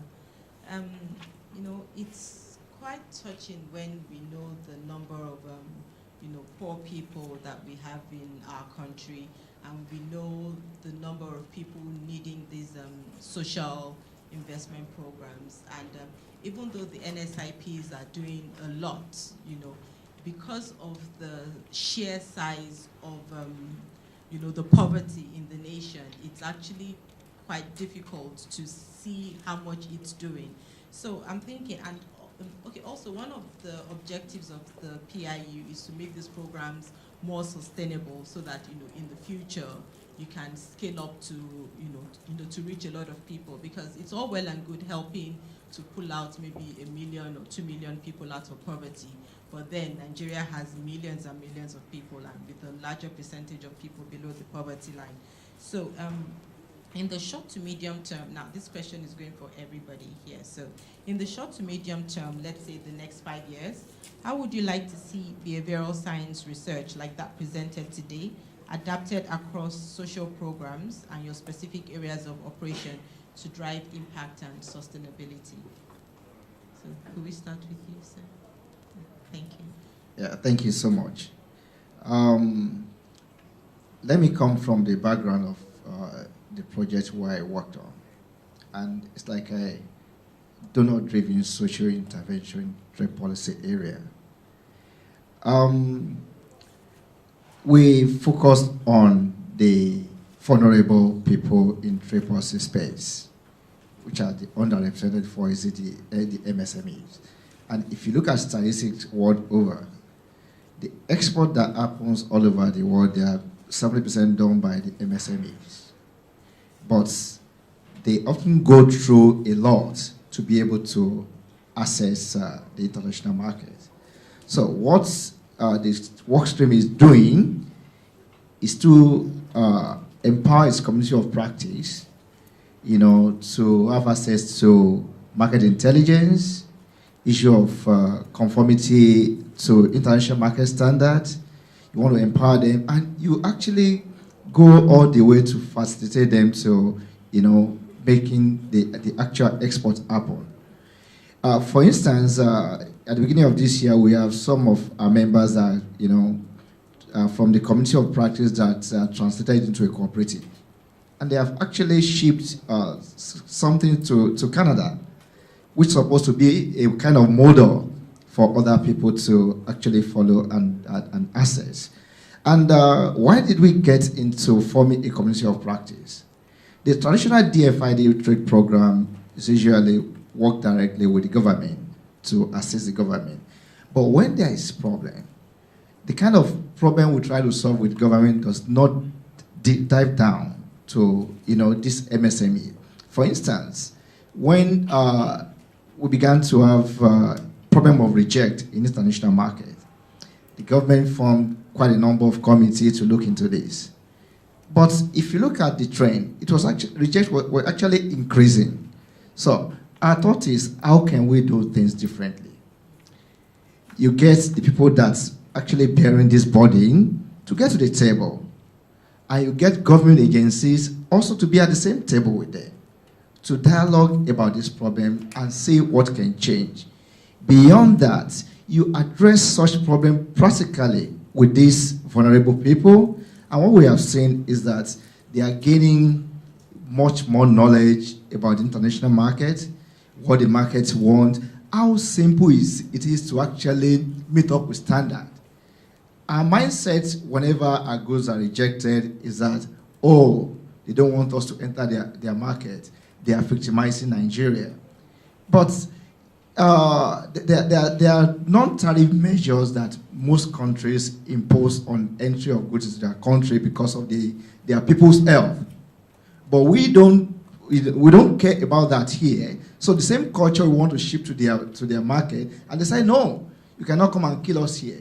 But to us, it's a victimization. But now, the mindset is changing that it's actually easier to meet the standard, get to the market, make foreign exchange, and everybody is happy. So that's how we have used our program to influence the change. Thank you. So, Mr. Nwagba, how would you say, how would you like to see behavioral science research adapted across social programs in general and your specific area of operation to drive impact and sustainability? I think the short answer to that is everywhere, because fundamentally at the heart of social programs are people who are underprivileged, just to call it what it is. And that means they have less exposure, less education, and less of the things that inform the inputs that the more privileged people have to make decisions. So that's why it's obvious that, or it's not be as obvious that something that is good for you is something that you adopt. So if a government or an NGO or a private entity is trying to implement a social program, you should be more obsessed with how to translate that which is good. Because you can even build something, and then there's an additional work to translate it in a way that drives adoption. And even the results that we've seen today show that, and quite frankly, I think that we need to do much more. We need to do much more with understanding our beneficiaries better. We need to do much more with understanding behaviors. We need more with getting to the heart of their incentives, what it is that drive their decisions today, and then how that can enable you to achieve the outcomes you want.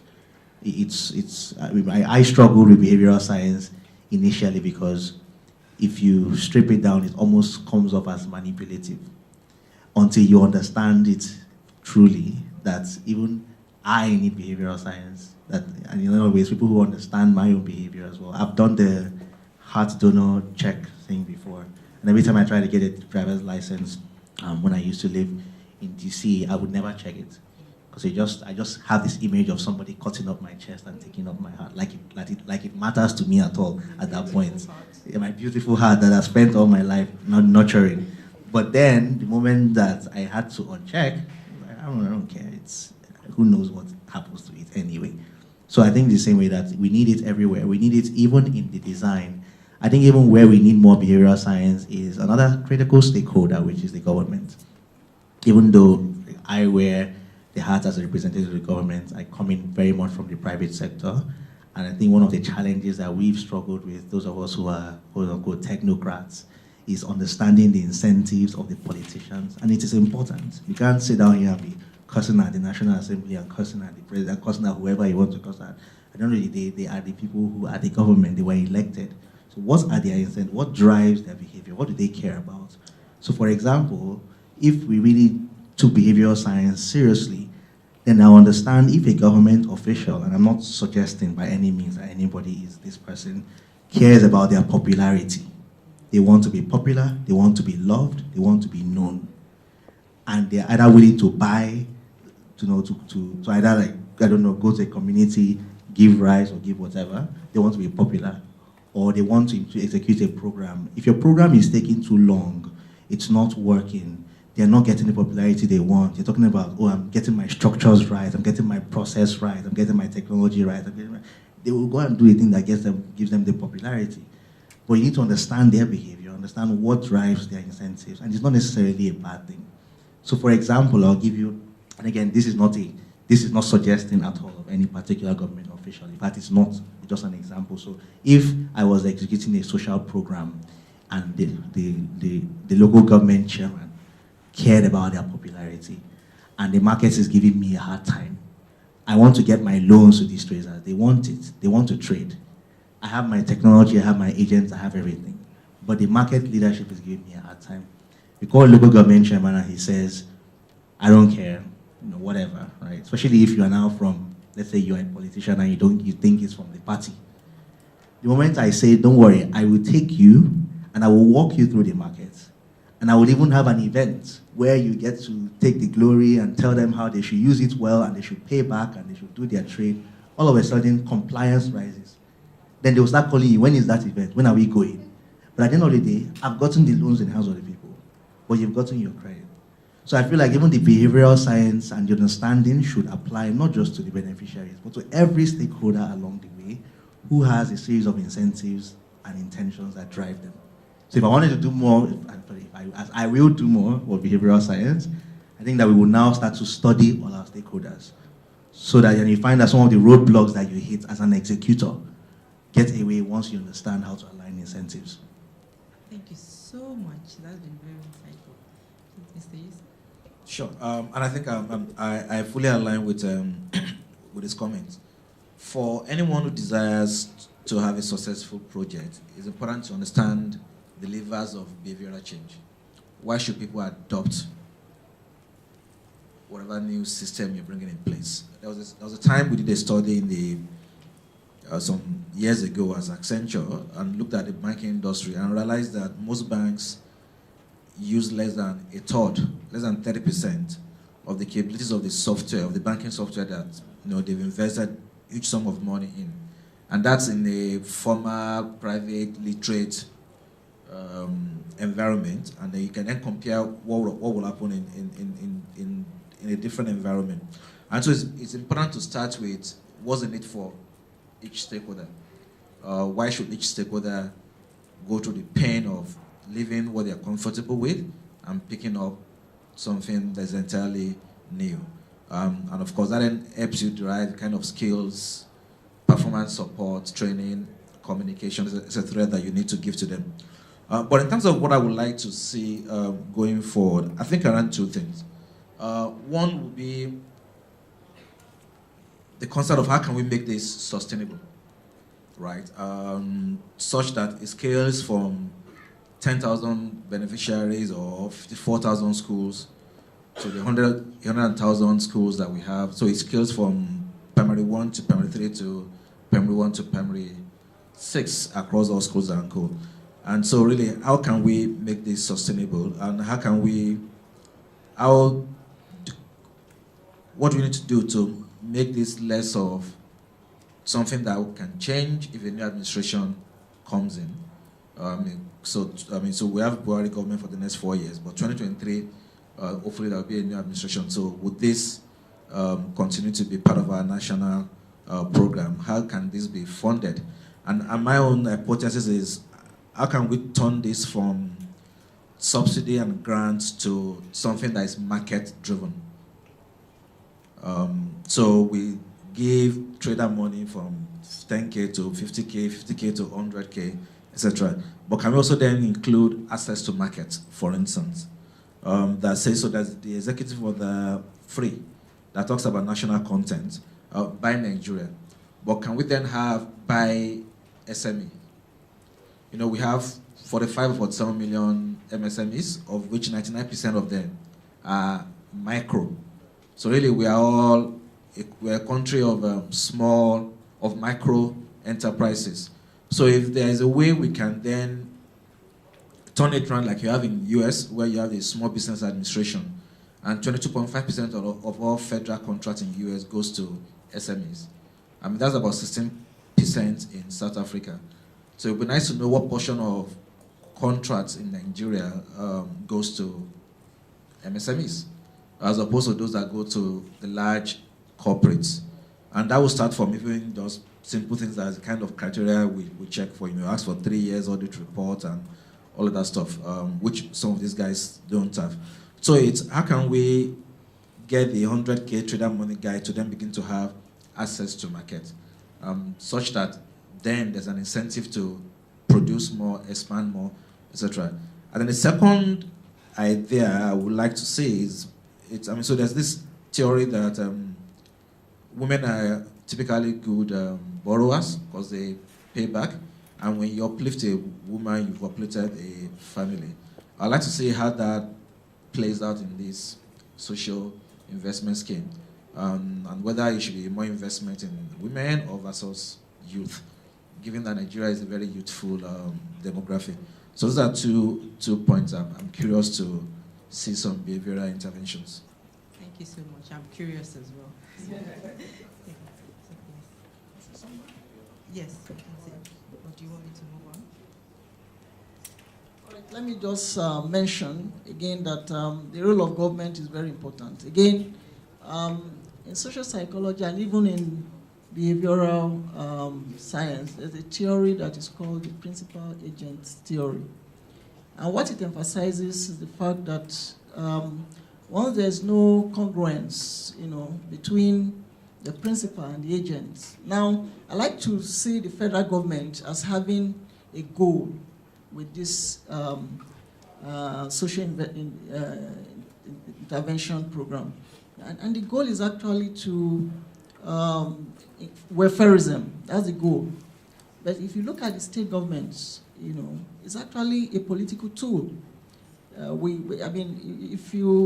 I think I would suggest if there are enough funds to investigate what happens in a state like Kogi State, probably because of the unfortunate situation there, non-payment of salaries where, government officials, even some of the special advisors to the governors, their wives and themselves, their families, their members, they are part of those who go to take end powers.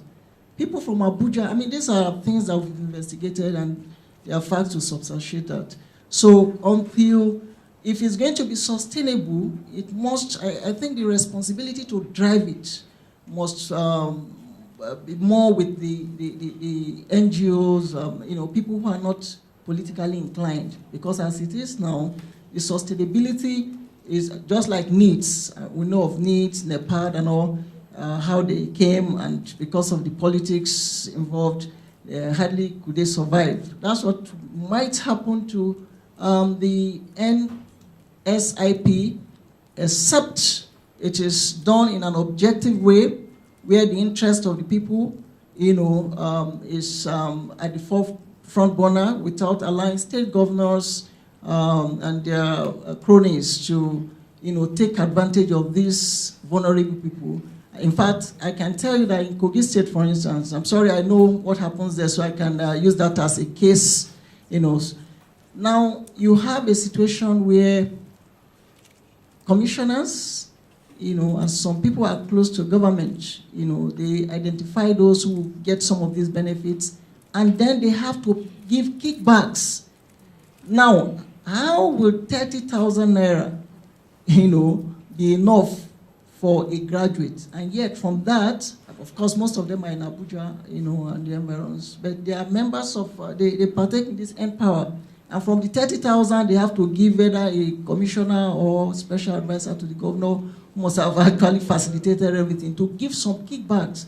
So government must look into that, and then those who are carrying out these researches to see how these intervention programs can actually deliver on the value that it intended to do. They must see how they can actually come in here and intervene so as to save these vulnerable people from the very ravageous government that we have in this country. Thank you. Thank you so much. It's good you mentioned that, because when Mr. Yusuf was talking, he said something about understanding your stakeholders, and Mr. Nwagba also mentioned, they need to know what's in it for them. So I guess the PIU would also have to study each stakeholder and what their motivation is. So once the motivation behind the actions are understood, these kickbacks and things that you mentioned can be mitigated against. So thank you so much. So Dr. Suleiman, I'll put this question to you as well. So based on the presentation so far, can you share any reservations that you have or that you feel others might have concerning the adoption and utilization of behavioral insights and testing in innovative policy and program design in Nigeria? Thank you. I think from my own, the reservation I have is that, to be honest, these findings from the PIU, they are not surprising to me, right? Each time that intervention programs occur and behaviors are changed, they tend to be positive, outcomes. But the greatest challenge that I think we have is the extent of adjustment or redesigning of the program, and that has nothing to do with the PIU now. It has to do with the policymakers, even industry people who drive these things, because they are, they are very, very comfortable with the traditional ways of doing things. Because PIU is coming out with innovative ways of achieving better results. Now, if they are ever going to succeed, it will depend on the extent to which the industry, the policymakers take advantage of this knowledge that is coming from the PIU and then activate them and put them to use so that they can be redesigning of the programs, to achieve better outcomes. Thank you very much. Mr. Yusuf, could you also answer the same question? So what reservations do you have, or do you feel others might have, concerning the adoption and utilization of behavioral insights and testing?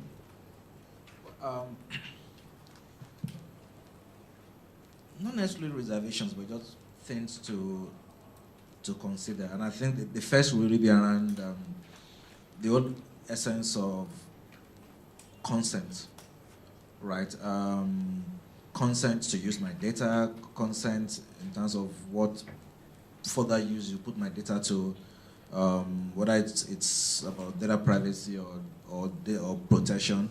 And I think that consent is required, so as we're doing those tests and research and whatever, people don't feel they're being manipulated, for want of a better word.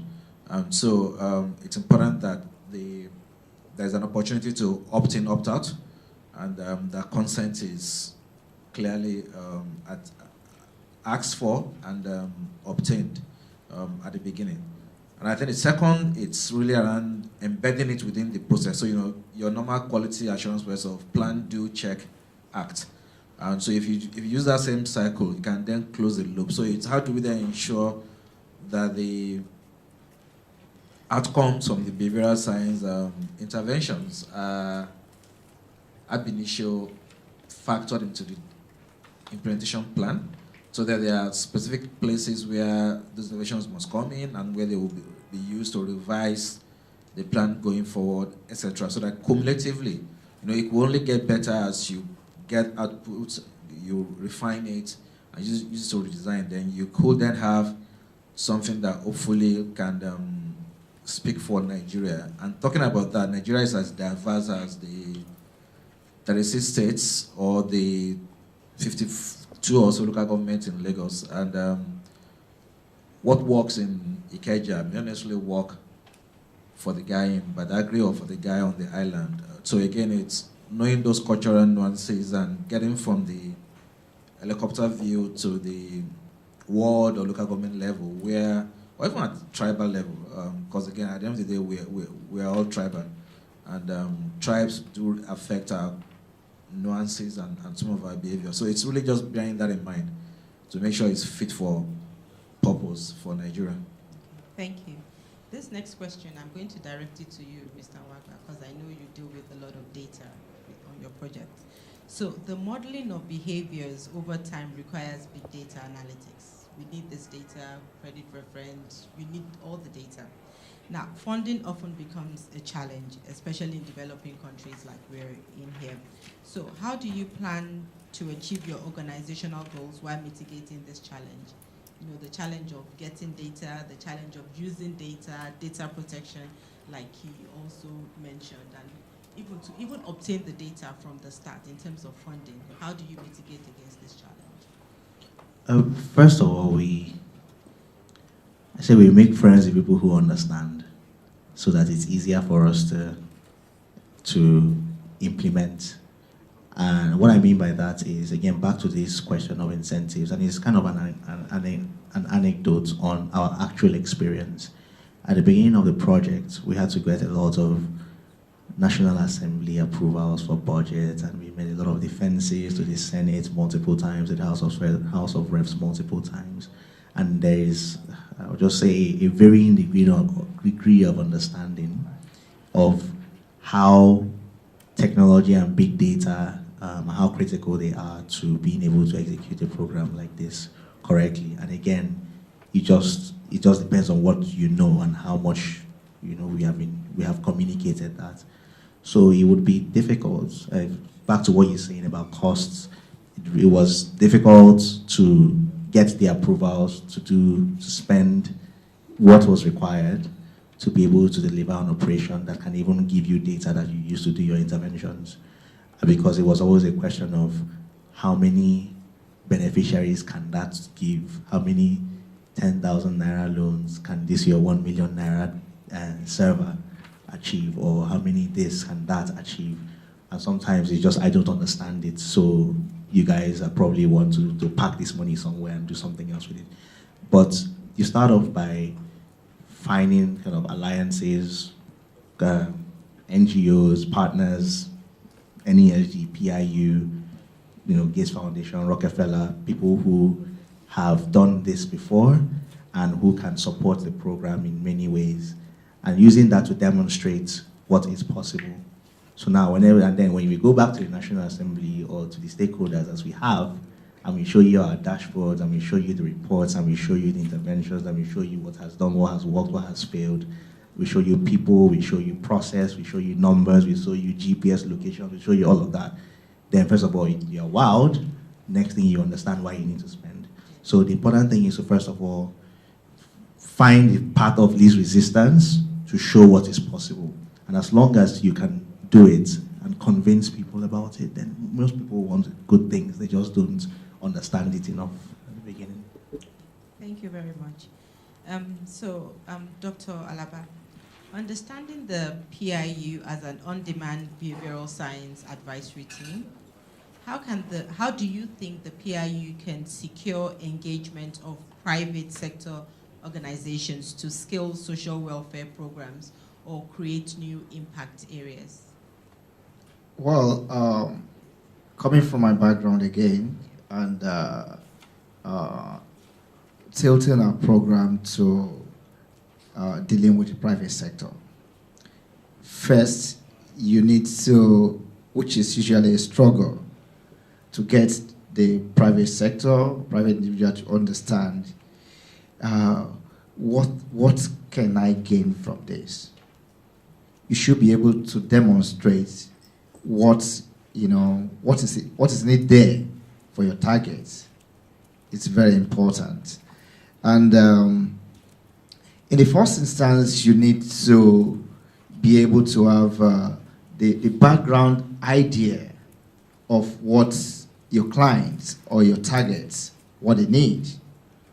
And like Mr. Wagba said, you need to recognize or identify the alliances that will make this happen. You know, in a couple of donor-funded projects that I've interacted with, what they do is to do a kind of donor coordination, in which they meet from time to time to say what each of them, what they are doing, and the areas of common interest, and the kind of concerns identified in each of the programs, and that can form the basis to understanding your target and knowing what your target needs. Then after understanding your target, you must put resources in data gathering, information gathering, to completely understand your target, and then be able to design your program in a fit-for-purpose manner, which will benefit your targets, you know, and your target will actually see this is beneficial to me. Otherwise, you are going nowhere. So we should look at what has happened in the past, and that's why we do literature review and research, to be able to learn from the past and be able to assess the future. I think that's the way to go. Thank you very much. Mr. Wagba, do you want to take the same question? How do you think the PIU can secure engagement of private sector organizations to scale social welfare programs and create new impacts areas? That's how, this might be me cheating by piggybacking on the previous answer. But remember my earlier response around what people's incentives are. It's the same thing. The bank, they should behavioral science their private sector partners to understand what it is that they want, what drives them. And I've seen this even in CSR, the traditional CSR of corporates. And there are not very many corporates that do CSR and don't talk about it. But if CSR is fundamentally just to do good, then just do good, right? But you want to talk about it. So in the same way that if you have a private sector partner that wants to drive adoption of social programs or intervention or support, sometimes you need to know what it is that is for them. Are they trying, because if they give them business insights, then give them business insights, as long as you're not ethically compromised. If it gives them visibility, give them visibility. If it makes them a good corporate citizen, then give them that sort of credit for corporate citizenship. I don't know what it is that drives private sector partners, but I find a lot of times that, for example, in our case, the program sits at the Bank of Industry. And so sometimes people just assume that I work for the Bank of Industry in any capacity. So they can come to you and say, I want to do whatever, a program. And then you find that in all of these conversations, it's not even tailored to what it is that the Bank of Industry wants. It's more just, this is a good thing to do. Yep, there are many million good things to do in the world. So why would you secure the support of a private sector partners? I would say that the PIU, in talking with private sector partners, should make it kind of custom made to what it is that they work on and what it is that they want. And then how does the social program or the PIU's work help to advance that? And that good thing might just be that they want to be seen to be doing good. So make sure that you achieve that as well. Thank you, Mr. Wagba. Mr. Yusuf? So, we all talk about M&E, monitoring and evaluation. And I think for the private sector, we're driven by ROI, what's the return on investment? So whether it's a business-related investment or it's a CSR type investment, you really want to be able to demonstrate to yourself and to your shareholders that $1 spent on the CSR initiative is yielding XYZ. And I think that's where behavioral sciences can help in terms of the evaluation of the impact of the dollar spent. I mean, the way I typically see CSR is it's about self-preservation, really, for the private sector, because the investment you make in a community helps you to develop future talents, who could be your staff, or otherwise helps you to develop future consumers who will buy your products. And the more purchasing power they have, which comes from education, which comes from health, all of the HDI indices, then the better the companies themselves can grow. And one can argue that the further we have small companies on the continent generally is a function of the fact that really we do not have, we still have a huge level of poverty. So yeah, I think the PIU could position itself as a unit that uses behavioral sciences to help in the monitoring and evaluation of projects that both the public and private sector embarks upon, and proves the return on such investments. Thank you so much. So, Dr. Suleiman, I see you're very passionate about the programs, and I see that you want the programs to succeed, as you know, the social investment programs in Nigeria. So I would ask you, what are your recommendations on how to scale and improve the delivery of social investment programs in Nigeria? Maybe I should start by suggesting that if the private sector partners will ever bring out money, because they are willing to bring out money, but when there is no trust on the part of those that the monies will be given to, and you know, they will not be willing. So again, back to the partners, with the PIU, those people who get money from the private sectors, private sectors must see that these monies are being utilized properly and that the results are there for everybody to see. You know, you can hide wealth, but you can't hide poverty. And so when you claim to have done things and the result is not showing, they will withdraw. Secondly, I think the private sector in Nigeria is, we should consider them as one of the most generous in the world, because when you have to provide security for yourself, when you have to build roads for yourself, when you have to do things that government ought to do, then that generous part of you that we call the corporate social responsibility, it will be difficult to actually, force them to comply. Remember, behavioral science is about nudging. Nudging is about conformity. And so when they don't see these things, then the motivation, the incentive to do that will be, may not be there. Again, in talking about the recommendations, how to scale up. Scaling up here will also imply that the behavioral science application must also be applied at the macro level, because all that we have seen today is actually at the micro level. We have to ensure that this is also, that the government or the appropriate authorities buy into it. Nigerians are tired of, figures, billions being caught. That's why there seems to be disagreement between even the presidency. When the wife of the president, such a person, comes out to criticize, and try to undermine whatever has been spent for the social intervention program, then you can imagine what the donors will do. If you look at Harvard, in 2018, the budget, for Harvard was $37 billion. That's more than the budget of Nigeria for 2019. And you can be sure that most of the people who provide this money are, donors. The Koch group, how much they invest so much on cancer. But in this part of the world, look at all the first ladies you have in Nigeria.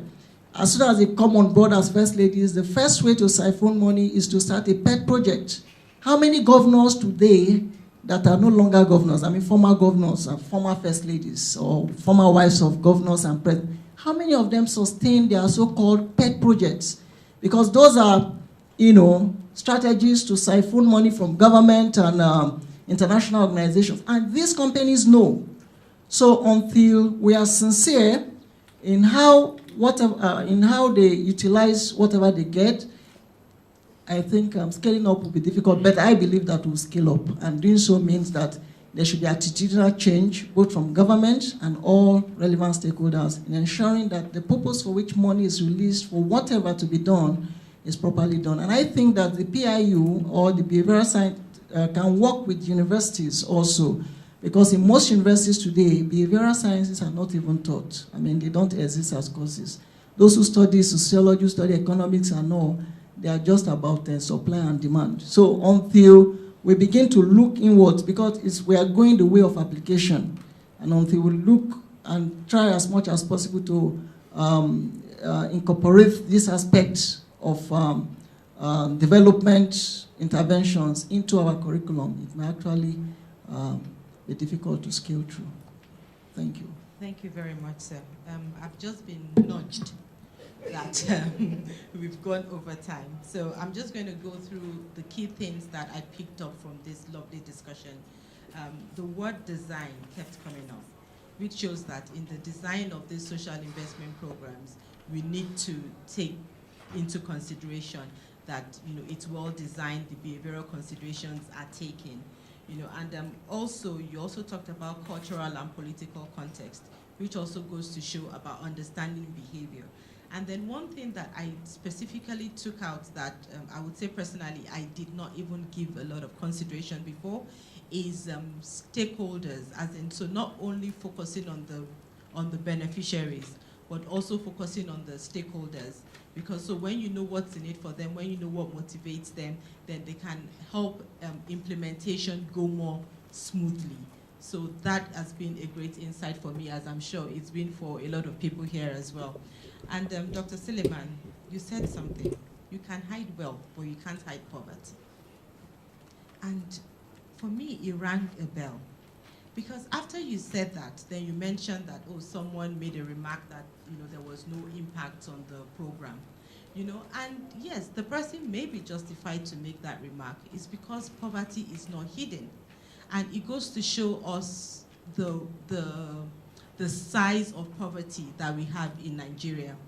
So, like I said in the beginning, even though these interventions are done, these social investment programs are going on, there is still a lot of poverty that at the end of the day, it's like the poverty is still right there staring you in the face, which is why the PIU is here to engage, to sustain the program, to run behavioral intervention so that these programs can be scaled up, so that at the end of the day, by God's grace, Nigeria will be able to exhibit its wealth even with the people in the lower cadre. So I would say thank you so much, gentlemen. It's been very wonderful having you. The insights that you've provided have been immensely great. But your job here is not done. So please sit down. I'm going to open it up to the audience. If you have any questions, please raise up your hand. So the gentleman right there, please, thank you.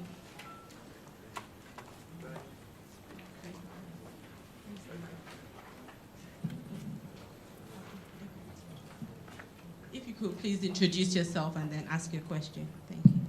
Good morning. I'm Dr. Tunji Adikwesan, CEO of Gid Mobile. And sorry to grab the mic because I had to leave. I just want to make 3 very short comments. The first one is shocked surprise.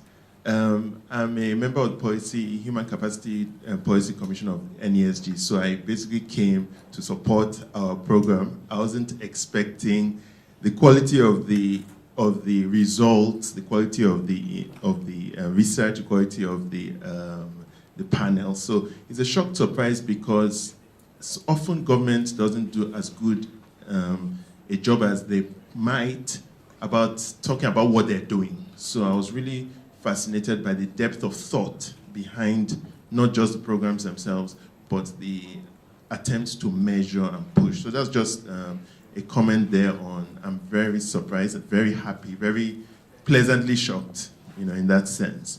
The second thing is I'd like to encourage, based on what I do, that sort of like, I want to encourage us to be more daring and to try to think about behavior modification beyond sort of like binary behavior of like, will I repay or will I not repay, to character change, behavior change. I'm an educationist. I used to work in university for 14 years.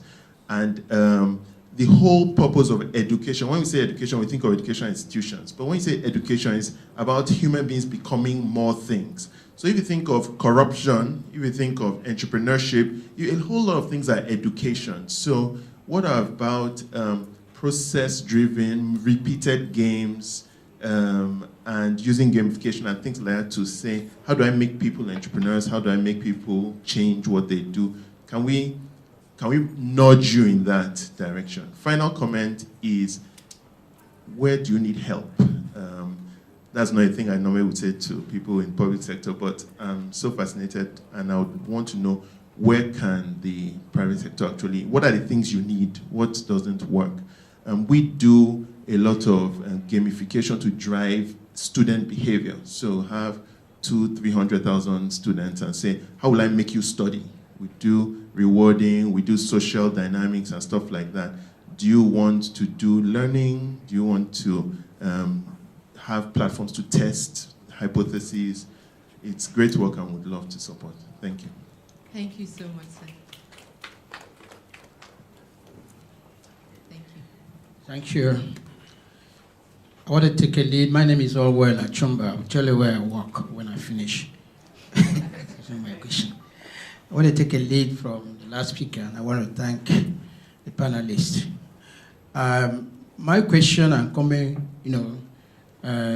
goes to all of you that spoke this afternoon or this morning, but particularly to my brother Zoma. You're talking about stakeholders, and you're also talking about trying to see how you can make impact and then sustain this program.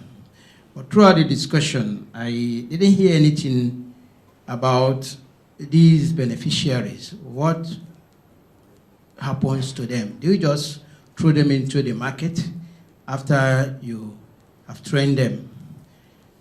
And especially I want to talk concerning the Empower. From my own sector, my own space, that's information technology. I know you have something there where you train them to repair handsets and hardware into computers, laptops, and desktops. But we have regulators who also are in that space.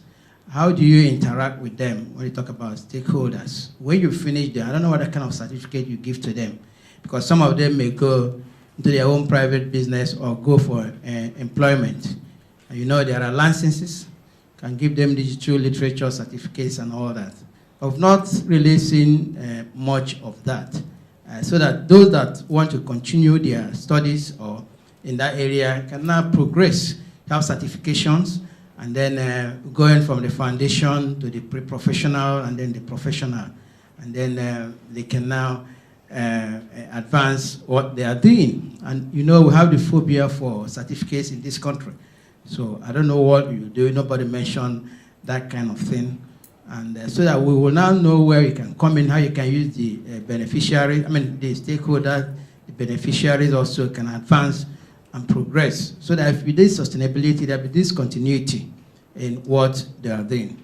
That's the question I want to ask. Then finally, my name is Orwell Achumba, I said, and I head the Computer Professional Registration Council of Nigeria. It's an agency under the Federal Ministry of Education. I think we need to partner a lot in that and then see how we can get these people benefited. Thank you very much. Thank you so much, sir. I'm just going to have a quick response to what you mentioned about the Empower beneficiaries. Yes, we did mention them because there's some information that is proprietary to the, to the program that we are not allowed to give out. But I can tell you that one of the interventions that we are working on with the Empower is how do the beneficiaries transition after the program ends.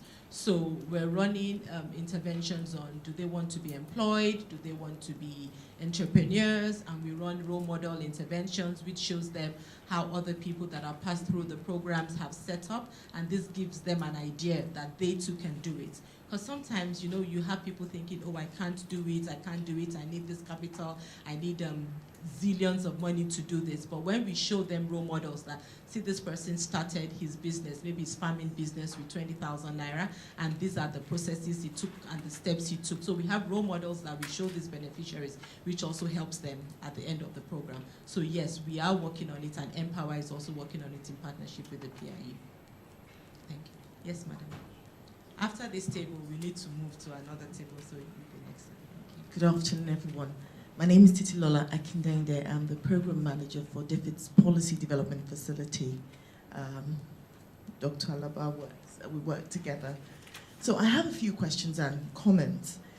My first question is really around what the presenter said about messaging and how, I'm afraid I have to touch on Empower again, how at some point the work you did on the behaviors led you to start to look at them and then say to them, you can't do this because others have done this.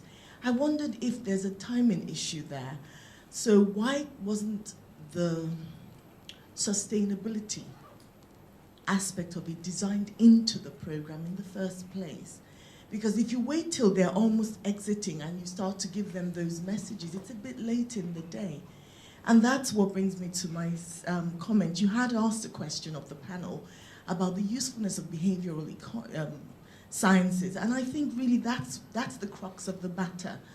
If people, when designing these interventions, take those aspects into consideration, things like sustainability and being aware that sometimes you set up perverse incentives by some of these interventions if they're not thought through properly with mitigations put in place, then you can have more impact with your projects. Because if you wait till I'm almost exiting and then you start to ask me these questions, it's a bit late in the day. That the information should have been put into the design of the project, which makes me think at the design stage, there should have been this behavioral, maybe a testing, a pilot, or something that you can draw from to then design these interventions better. So, I mean, that's just for the future. And then finally, so there's a lot of talk around scaling these programs, and it worries me. Not because I'm not aware that there are many, many poor people in Nigeria, but then I wonder if the programs are real. My understanding is that these programs ameliorate poverty. If you really wanted to lift the majority of people that are poor out of poverty, you should be thinking about structural change. And that's where, again, if you have behavioral information, you can feed it into the policy-making process that will then deliver on that structural change, that will cause economic growth, that will lift people out of poverty. It's okay. Every responsible government in the world does welfare things, but that's not really what's going to get most people out of poverty. It just ameliorates the poverty. It does not, take it away. And then lastly, there was a question there about MSMEs and the fact that there's so many of them. How many of them are able to access government contracts, which you asked earlier? The reality is the MSMEs in Nigeria are not eligible most of the time to do procurement in government because they don't have the criteria. They don't meet the bar. PDF has worked with the Ministry of Industry, Trade and Investment under the Minister of State to look at MSMEs and potentially what could be done with Bureau of Procurement to get them to a position where they're able to bid for certain things. It might be at a small level, but then if they set those bars such that there's something carved out of them, it's affirmative action. And so I do know that the government of the day is thinking along those lines. It does take time, though. Thank you. Thank you very much. I'm going to respond to you as best as I can. But before I do, so to save time, the link, has it been taken off again?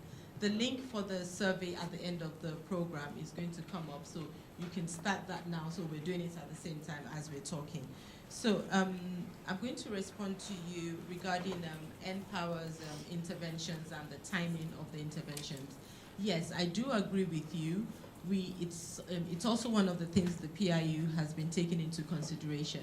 But also, not to fault NPower at any time, the PIU came in at the time when the program had already begun. So,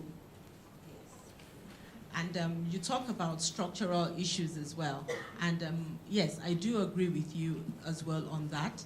And it's also some of the feedback that we've been giving the program leaders. Like, for instance, I'm not even going to mention the programs, not to put them on the spot, but whenever we run these interventions and structural issues come up, it's what we report to them. But as also you know, Nigeria is growing, social investment programs are growing. Well, I wouldn't say it's new, but I would say it's improved new. So we're all trying to make it better. The Social Investment Office, they are introducing programs and trying to make it better. And also one of the things that we discussed here, which I also pointed out, was design. That kept coming up.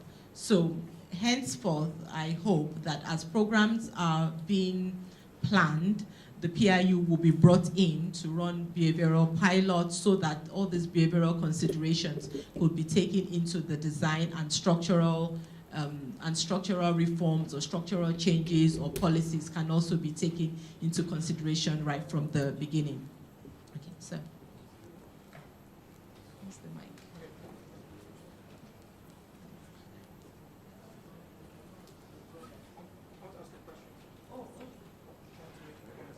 The mic. So after him, then you. Sorry.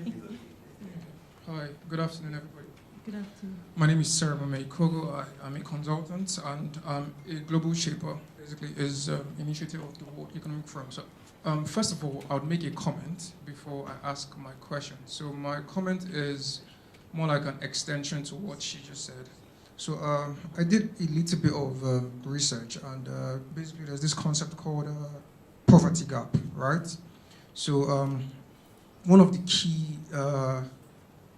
key features of a poverty gap is basically the two key factors there, which is health and education, right? So basically, if those two factors aren't exactly considered extensively, then you can't really take people out of that poverty gap, right? So I just want to know if these programs really take this into consideration, because even if you empower someone with funds, right, if you do not attack those inherent issues that are exactly causing this poverty, basically, then, I don't know, the long-term sustainability wouldn't really be that much effective. So having said that, my question would be, how is impact measured in these programs, right? So because there are a lot of these programs just coming up like every day, right? So it just seems like everybody's doing almost the same thing. So how is it measured,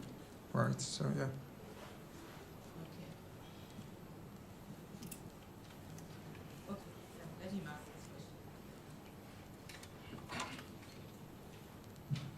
Good afternoon, everybody. My name is Dr. Femi Egbeshola. I am the National President of the Association of Small Business Owners of Nigeria.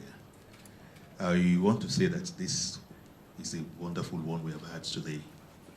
But that being said, I also want to emphasize that most times, results, real results, are not on paper or what we find in the streets. I have about 12,000 members in our association. For this particular program, we presented about 3,000 names. We started from the state government. The state government invited us to submit names, which we did. After that, we were directed to the bank. That it's now the banks that will coordinate it, which we did. After that, we were directed to Bank of Industry, which we did. After that, we were made to meet agents, different agents. But the end of it is that none of those 3,000 were able to access any of those funds. At the time, we were told that the Vice President is coming to Ogun State, that we should also supply new names. that there were beneficiaries, nothing happened. At the time we were told that the Vice President is coming to Lagos State, the Minister of Commerce and Industry in Lagos invited us to submit names, nothing happened. We were made to realize that most of the beneficiaries are maybe those names coming from politicians, maybe, but the fact is that we did not benefit. So that takes us to this.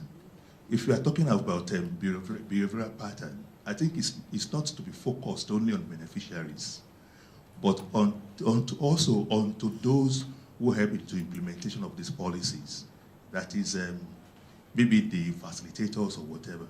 Maybe what the feedback we are getting in the office is not what really is happening in the streets. If it is peculiar to us alone, I would say maybe we are not fortunate. But we have other business membership organizations like ours, government-recognized and accredited membership organizations that did not benefit. And what happens is that these people that are termed the poorest of the poor are left even more poorer at the end of the day because they spend some money in the process. So they are left more poorer. They lost more faith in government and some of the processes of government. That's one side. The other side to it is that if you are doing a wonderful program like this and you want it to work, it's always good to engage the stakeholders. We have some association, organization that have been accredited by government to see to the welfare of people in this kind of category. By the time you engage them, you are going to also get some information that will be useful to what you want to do and be able to help you get better results. At the same time, too, if you have models like this is a wonderful model, I would say.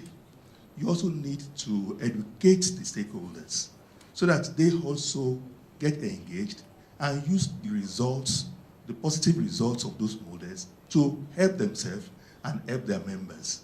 We're also doing the same thing. Like every BM is an NGO, is a non-profit organization. So if government has spent so much in having a model like this, I think we need to be educated about it. We need to be fully engaged so that we understand the pattern and we'll be able to also help use it to make our members get a better result and everybody will be better for it. So my question is, what is the, okay. It's a simple question. What are you doing to address these issues? I think that's all. Okay, thank you. So before he answers, I have two announcements. Please, you need to refresh your browsers to be able to do this for end of session survey. So please refresh your browsers.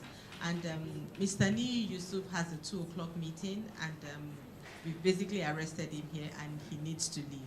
So could you all please give a round of applause to Mr. Yusuf? Thank you so much.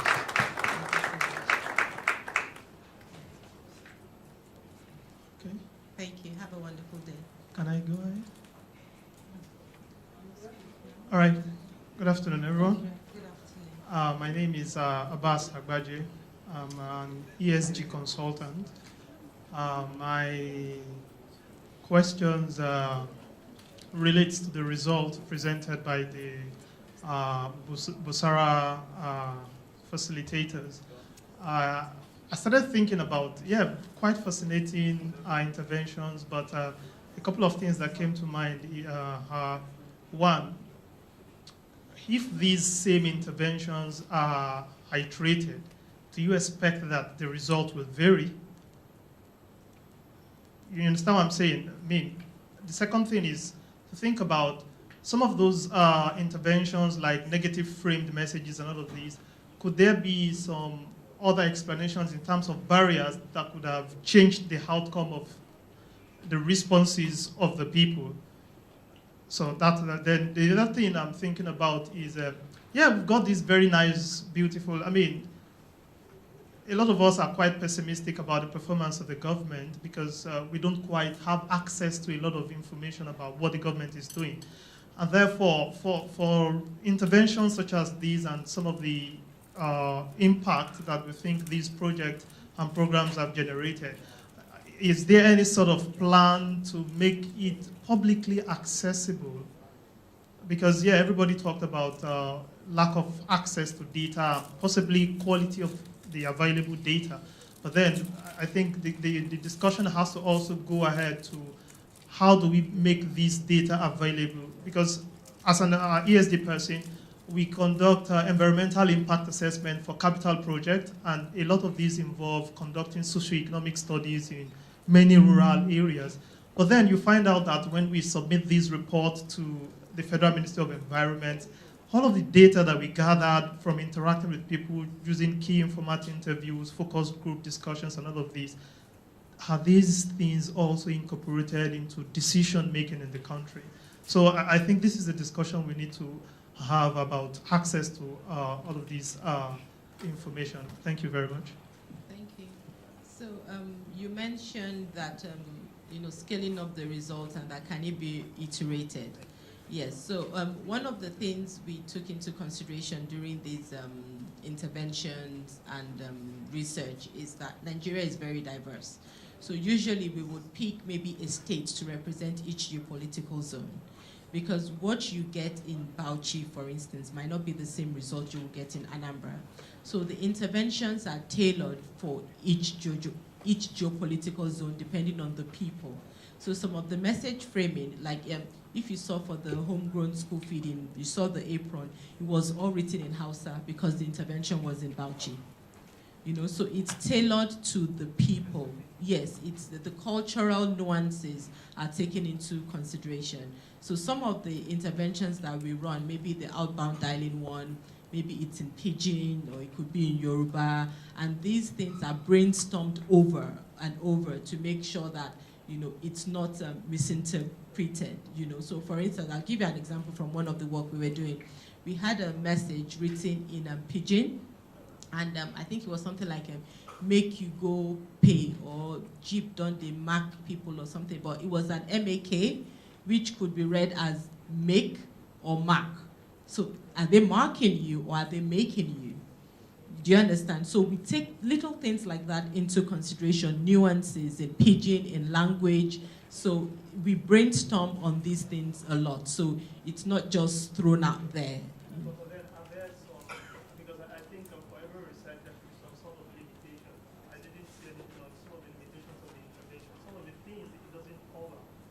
So that we can interpret the result, based on the context in which Okay. interventions were. Okay, I understand. Okay, well, because of this convening, we didn't go too in-depth because we thought we don't really want to bore everyone with the nitty-gritty of it. But if you're interested, please reach out to the PIU. The email address is piu@nesgroup. Is it com or org? Okay. And my colleague Nena would also respond to that. Where's the mic, please? Hi, you're welcome. Sorry, Nena wants to respond to him, so afterwards you can ask your question. She's right there.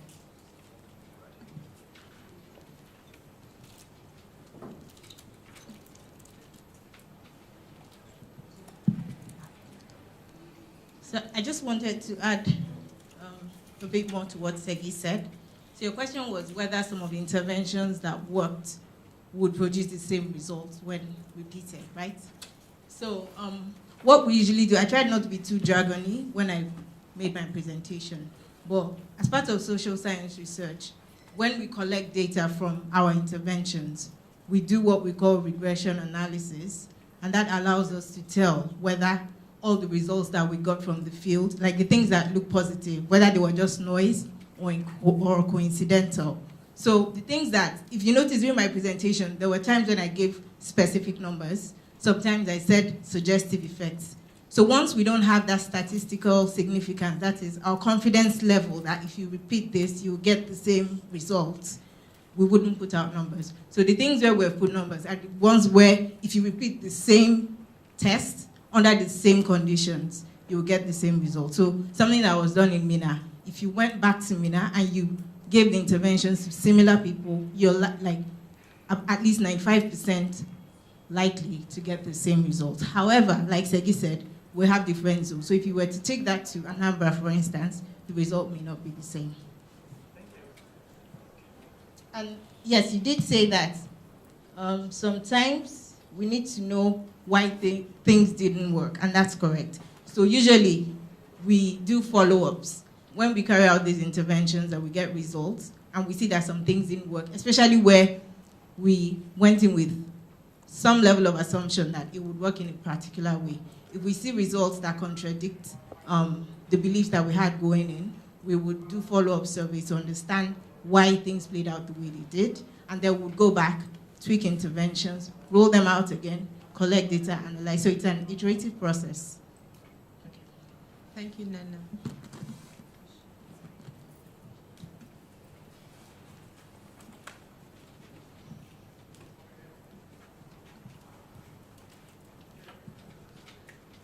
I'm Dr. Temilade Sheson from the University of Ibadan, lecturer and researcher. Thanks a lot for all of the data and the presentations.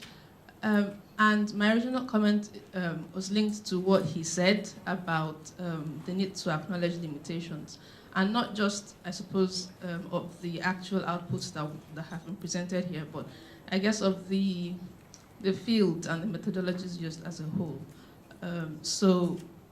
Basically, when someone was presenting and talking about the 30,000 naira for graduates, how people weren't saving, and just like almost automatically, like for someone who is a bit familiar with the context, I'm thinking maybe some of those graduates, for instance, are people with 5, 6 siblings who have family. They may be young relatively, but they actually have families to support and maybe to sort of help up to up the ladder in a sense. And this is perfectly understandable in a context like this. And so the idea is looking at all the sort of surrounding elements and maybe recognizing and acknowledging a bit more, I suppose, that these kinds of interventions may be limited in their capacity to mitigate some of this effects, and maybe more importantly, then look at the sorts of maybe disciplines and other interventions that can be brought in to complement and to address. So I know I get the sense that you're not trying to present this as a magic bullet or a silver bullet, but maybe acknowledging it a bit more publicly would help to assuage people's, people that you're talking to feel like, okay, you actually maybe understand factors in the broader context. And I guess the second thing I wanted to talk about was, as the gentleman that was talking about his business association, 3,000 of them, not, I suppose, I don't know, maybe, I don't know how probable that is without the influence of political patronage, but, I was thinking, this is 180 plus million people. These interventions are targeted at maybe tens of thousands, maximum hundreds of thousands of people. Actually a drop in the bucket, at least in the first iteration of it. And maybe just the need to manage expectations of people. I know this is something that politicians are generally not great at doing, but maybe people need to realize the competitiveness of the process, the fact that just a certain fraction of spots are available, and maybe if out of 3,000 people, one person, you don't even have a single person that gets the funds, maybe that may be, I don't know how statistically reflective that is, but just to say that they need to also manage expectations rather than portraying it as this nationwide thing that anybody can plug into. Thank you, Doctor. Thanks for that feedback. We will take that into consideration in our subsequent presentations, as in to mention limitations. Because yes, we did have lots of limitations, but we didn't mention them here. But I'll give you an example for one from the conditional cash transfer program. So we, the people that were getting a certain amount of money, and we wanted them to be able to save out of that money or join the cooperative or start a trade. But then you have limitations whereby someone's roof is leaking severely or their floor is seeping water. The last thing they want to do is save because they have to mend that roof first. Or maybe someone has a disabled child who they have to transport from one place to the other. The last thing they want to do is save because that child needs care.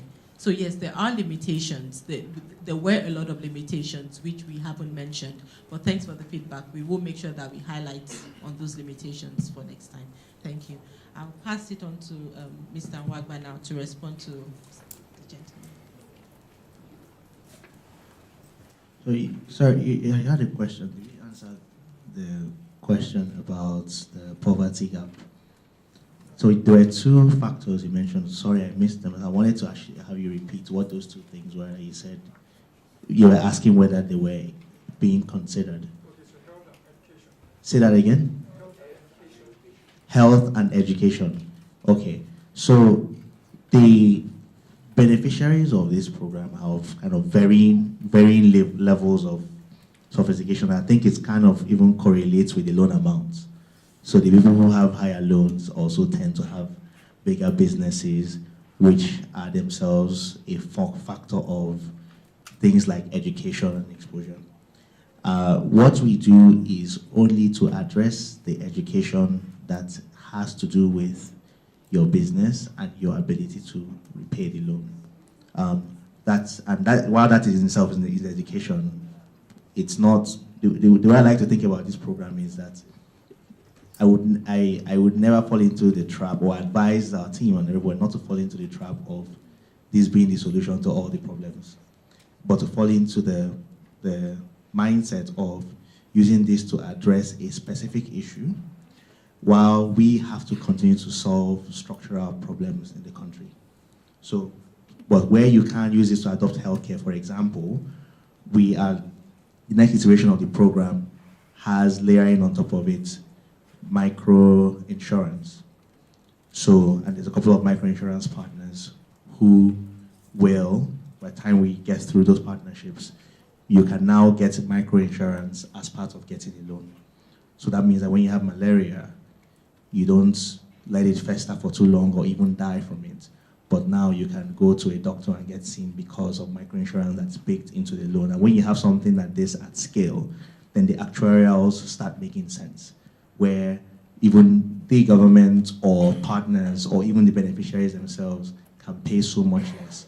So we always find opportunities to layer on solutions to structural issues. I haven't figured out how we can use microcredit to solve infrastructure, but at least but when we find opportunities to use them to solve things like financial literacy, things like microinsurance for healthcare, we definitely bake that into the project, because at the end of the day, we have the touch points with the most people at the base of the pyramid. And so whatever that interaction is, we have to continue to layer more and more things on it. There's even social protection beyond for old age. So the older people, there's micro pensions. Now, how do you contribute a little bit over a long period of time so that you can have something for your retirement? So I think the next iteration of the program is very much focused on improving the quality of the offering to the beneficiaries such that you are truly enhancing their lives and not just giving them credit. And to the difficult question of the day, which is about the Small Business Association. First of all, I would say that I don't think that there are enough words to apologize for your experience. And I would also say that the program is not a perfect program, but what it certainly isn't is a distributionist program with lists. So part of the reason why you would have even had the experience is because there was a list. There is no such thing as a list in the program. And that has probably been one of the biggest challenges we've had, which is why I'm going to this stakeholder mindset, that politicians submit lists. That's what they do. And people would ask you for a list and probably ask you for a kickback from your list. And not you in particular, but whoever it is that's in your ecosystem. So we generally stay away from lists. We have offices full of stacks of papers. Ghana must go back, shift from all over the country with lists. We don't treat them. That's the truth. There's just nothing we do with those lists. The only way now, we need to do a much better job. And that's something that we are quite focused on communicating with the public and with the stakeholders. How do I benefit from this program? And managing the expectations. How many people can I give at this point in time? And when we have stopped in it, because it's also a national program, it means that at some point, we can no longer give loans in Lagos. We have to go and find a way to give them in the middle of Sokoto, because those people have to get it. Even if you have to put a bike on a canoe to get there. So, but the communication is quite important. And I think when what you report is not so much a failure of delivery, or it's more a failure of communication, to be able to set the right expectations as to why. Because even when you thought that you could submit a list, that was kind of the end of it. Because we now found out that more people submit lists that are genuine businessmen. Somebody asked them to submit a list, and they submitted a list. So the agent networks are usually going to the associations one by one, registering them and capturing every member on a tablet. Your face, your trade, your name, there are 43 data points we capture on you, your GPS location, just a ton of things we take on every single beneficiary because we have to account for every single 10,000 or 50,000 naira that is spent. We can't scale that with people sending us handwritten lists that we can't control. So I would say that for your particular case, again, because you are here, we would address that association in particular. But the more important thing is to solve the structural problem of dealing with the stakeholders. We are now going through a whole effort of registering market cooperatives and associations, different from registering beneficiaries. That's going to start in September. And when we have market cooperatives registered, so you have to be accredited, all of that first. And then we can come to you one by one. And then, depending on the level of funding, we also have to publish a schedule, or at least communicate a schedule as to when you can expect us to come. I think if we did that, you would not have the problem you did.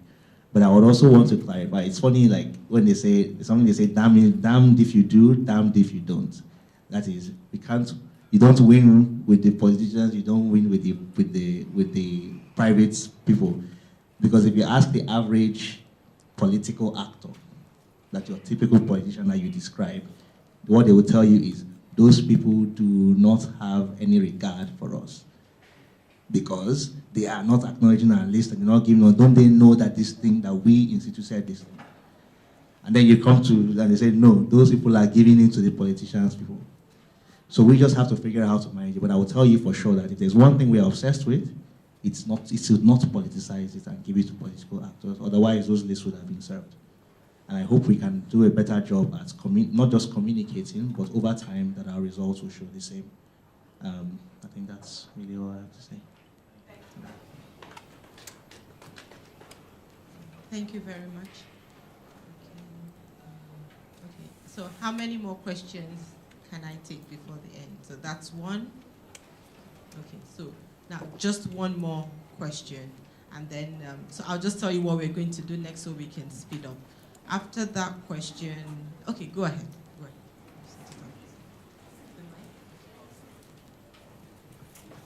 Thank you. Thank you so much, PIU. My own is not a question, but a slight suggestion. I like what you people are doing, but the suggestion is that we should be able to involve the stakeholders, just like you rightly said. For example, the politicians we are using as stakeholders, they are the ones that roll out this money. Do you understand? Roll out these programs. If they now roll out the programs and they don't understand the need and the sustenance of this program, of what use it is.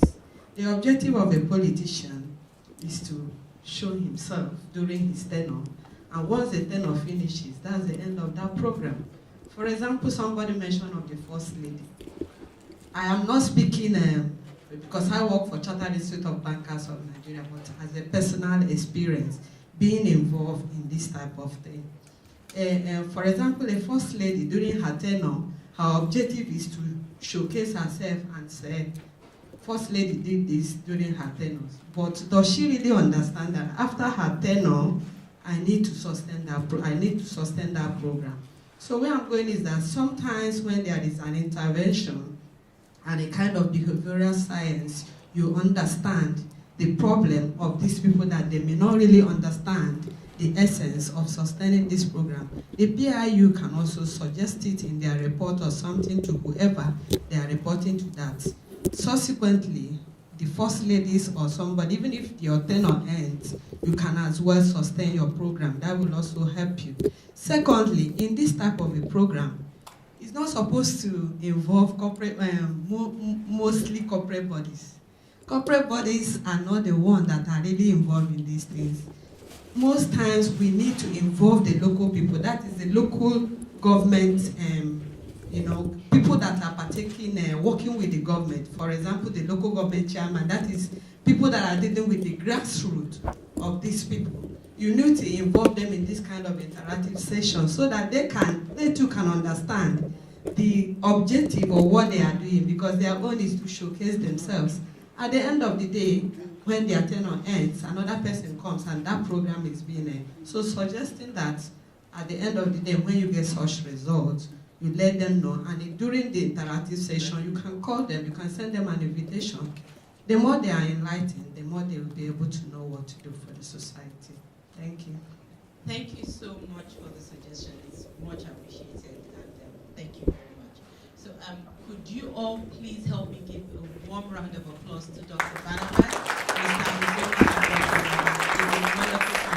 Thank you so much. Again, thanks to our distinguished panel for a brilliant session. I think there are three important things to just add to the conversation. The first is Nigeria's problems transcend just what one's National Social Investment Program can solve. So if you view Nigeria in the context of macro, meso, and micro problems, this will sit under some of the more micro-targeted interventions. At the level of meso, when we deal with industry-level problems, there's a whole set of advocacy and interventions that are targeted at that. And of course, industry behavior as we respond to different policy issues, trade, investment, issues of competitiveness, factor conditions like infrastructure, power, that relate to unlocking the capacity of certain industries. And of course, at the macro level, we then have the broader issues of both fiscal trade and monetary policy and their impacts on everything else we do. I guess the sense in which we are looking at these programs is that one component of a bigger piece of issues. Ultimately, if you want to skilled access to jobs, you have to grow the economy. And we all understand that that's something we will sustain our advocacy on. So the Nesg is leading a broad set of advocacies on growing the Nigerian economy. We're currently at 2.1, outlook looks like 2.7, I think, at the end of the year. Well, we are a country with the potential to grow at 8.5, 8.7, 9%, right? And removing the binding constraints to make that happen forms part of the broader macroeconomic advocacy we need to drive. And if you want to understand what we're doing in regards to that, we'll be glad to share as much information with you on that. Now, when we discuss poverty, it's also important to note that 92 million people out of 200 million in absolute poverty is a large number. Social investment programs really protect the cover just for the most vulnerable.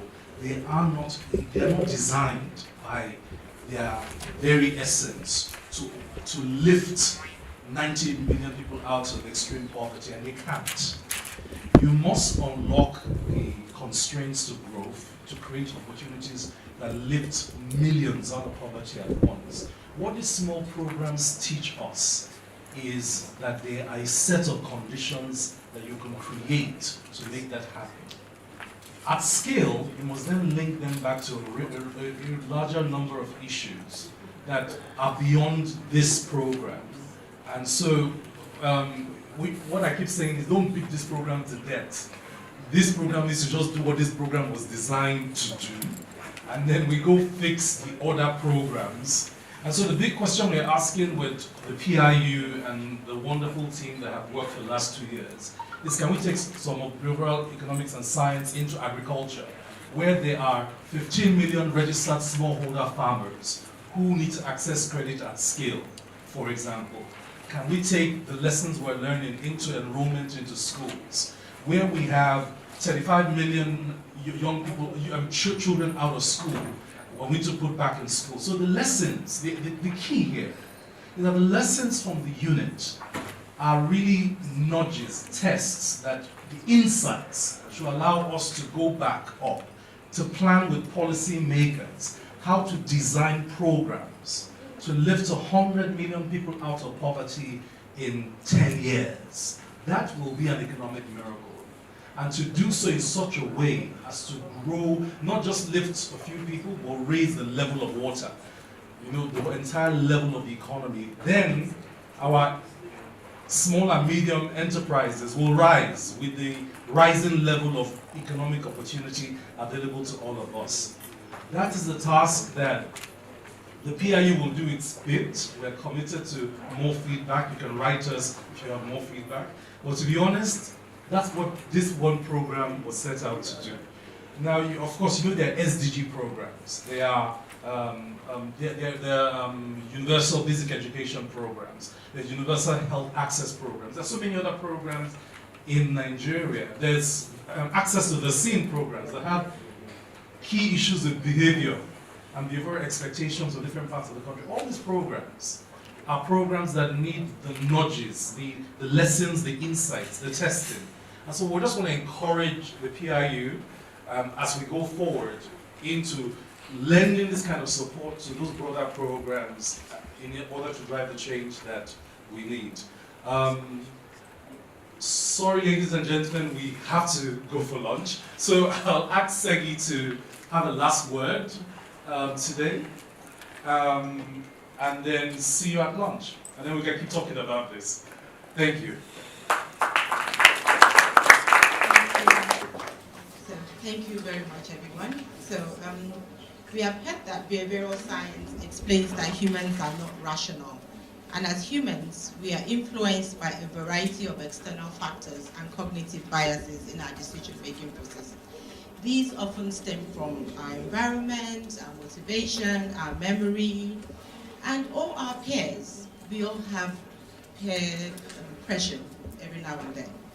So concerning evolving Nigeria's human capital development, such initiatives often require long-term investment and modeling of behavioral patterns, which will ensure that policymakers and businesses have a better understanding of how to apply scarce resources for desired economic impact.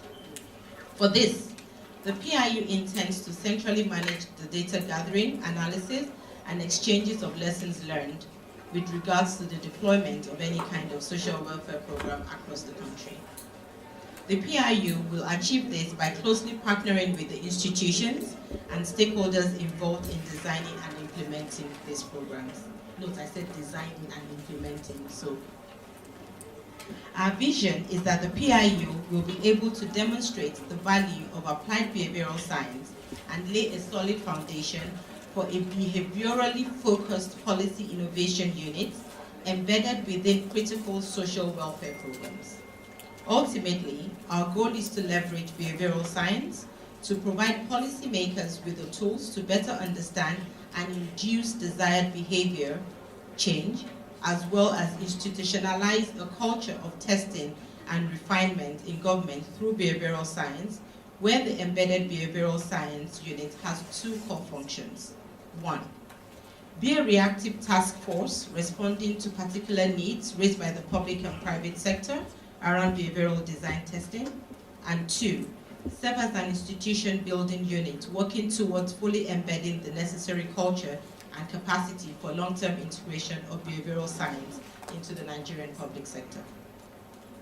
Based on the PIU findings discussed today, we strongly recommend the continuous application of behavioral testing and insights, which will create other impact areas, and that a portion of the program's budget be earmarked to deliver effective behavioral interventions. And before I leave, I would also like to acknowledge all the parties that make up the PIU and that made this possible. There's Accenture, who I work with. There's the Nesg, who we've been working with in partnership, and there's also the the Busara Center for Behavioral Economics. Without them, this wouldn't have happened.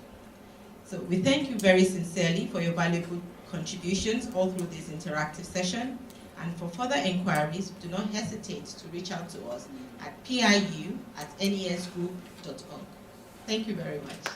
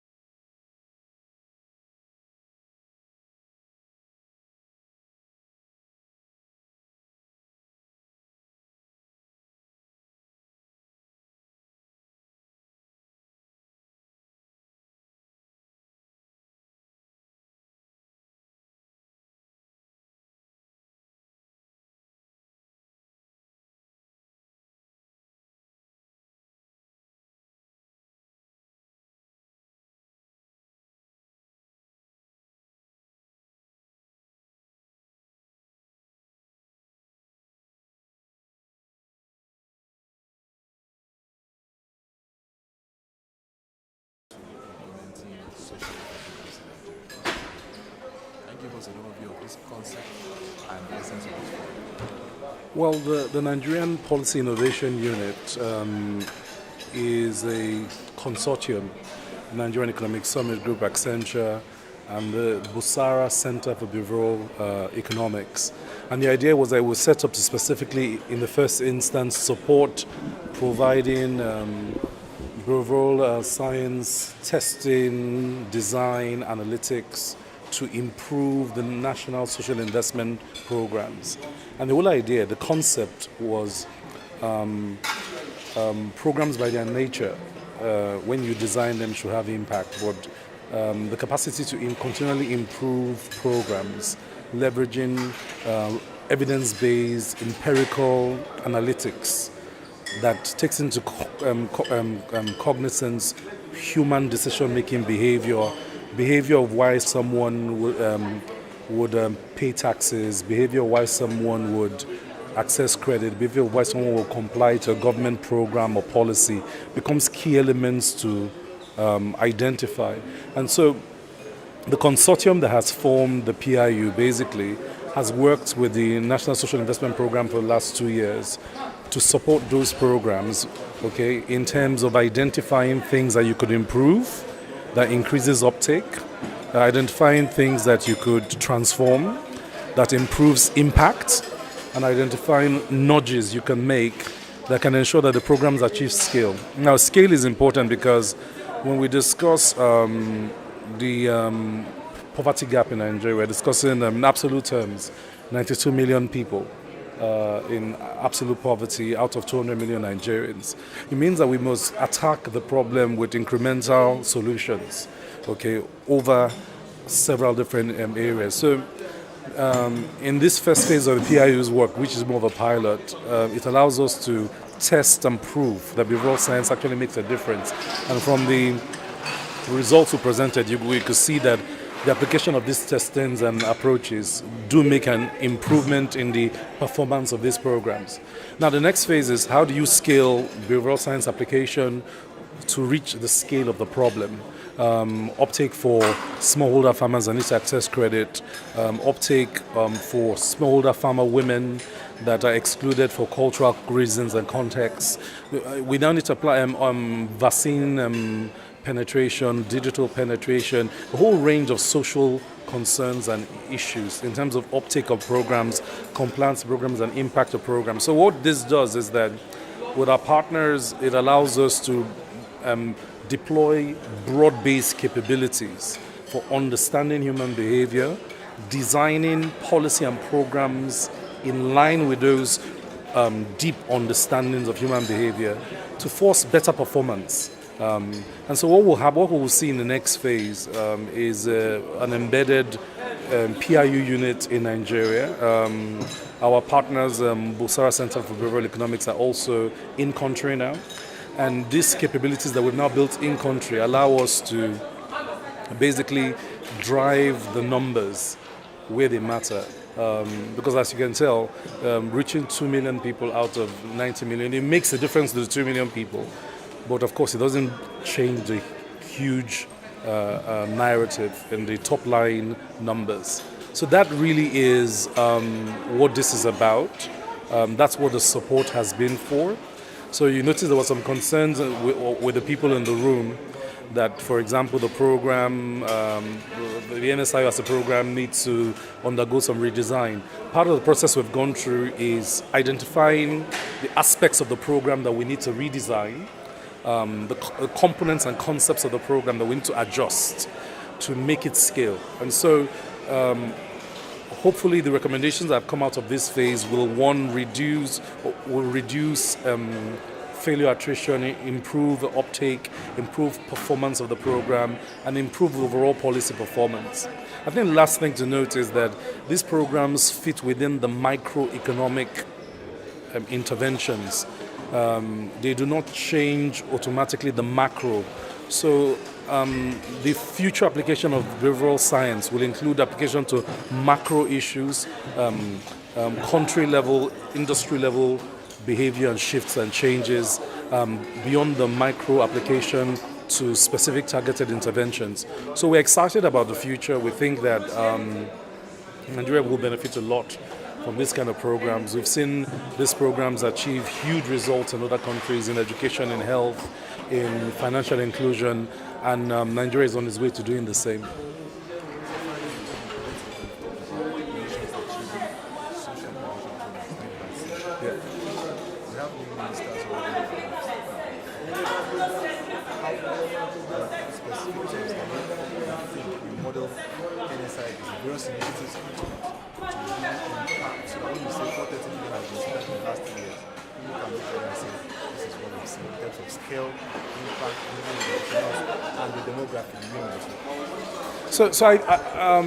So we're glad finally the president has transferred his ministerial nominees to the Senate today.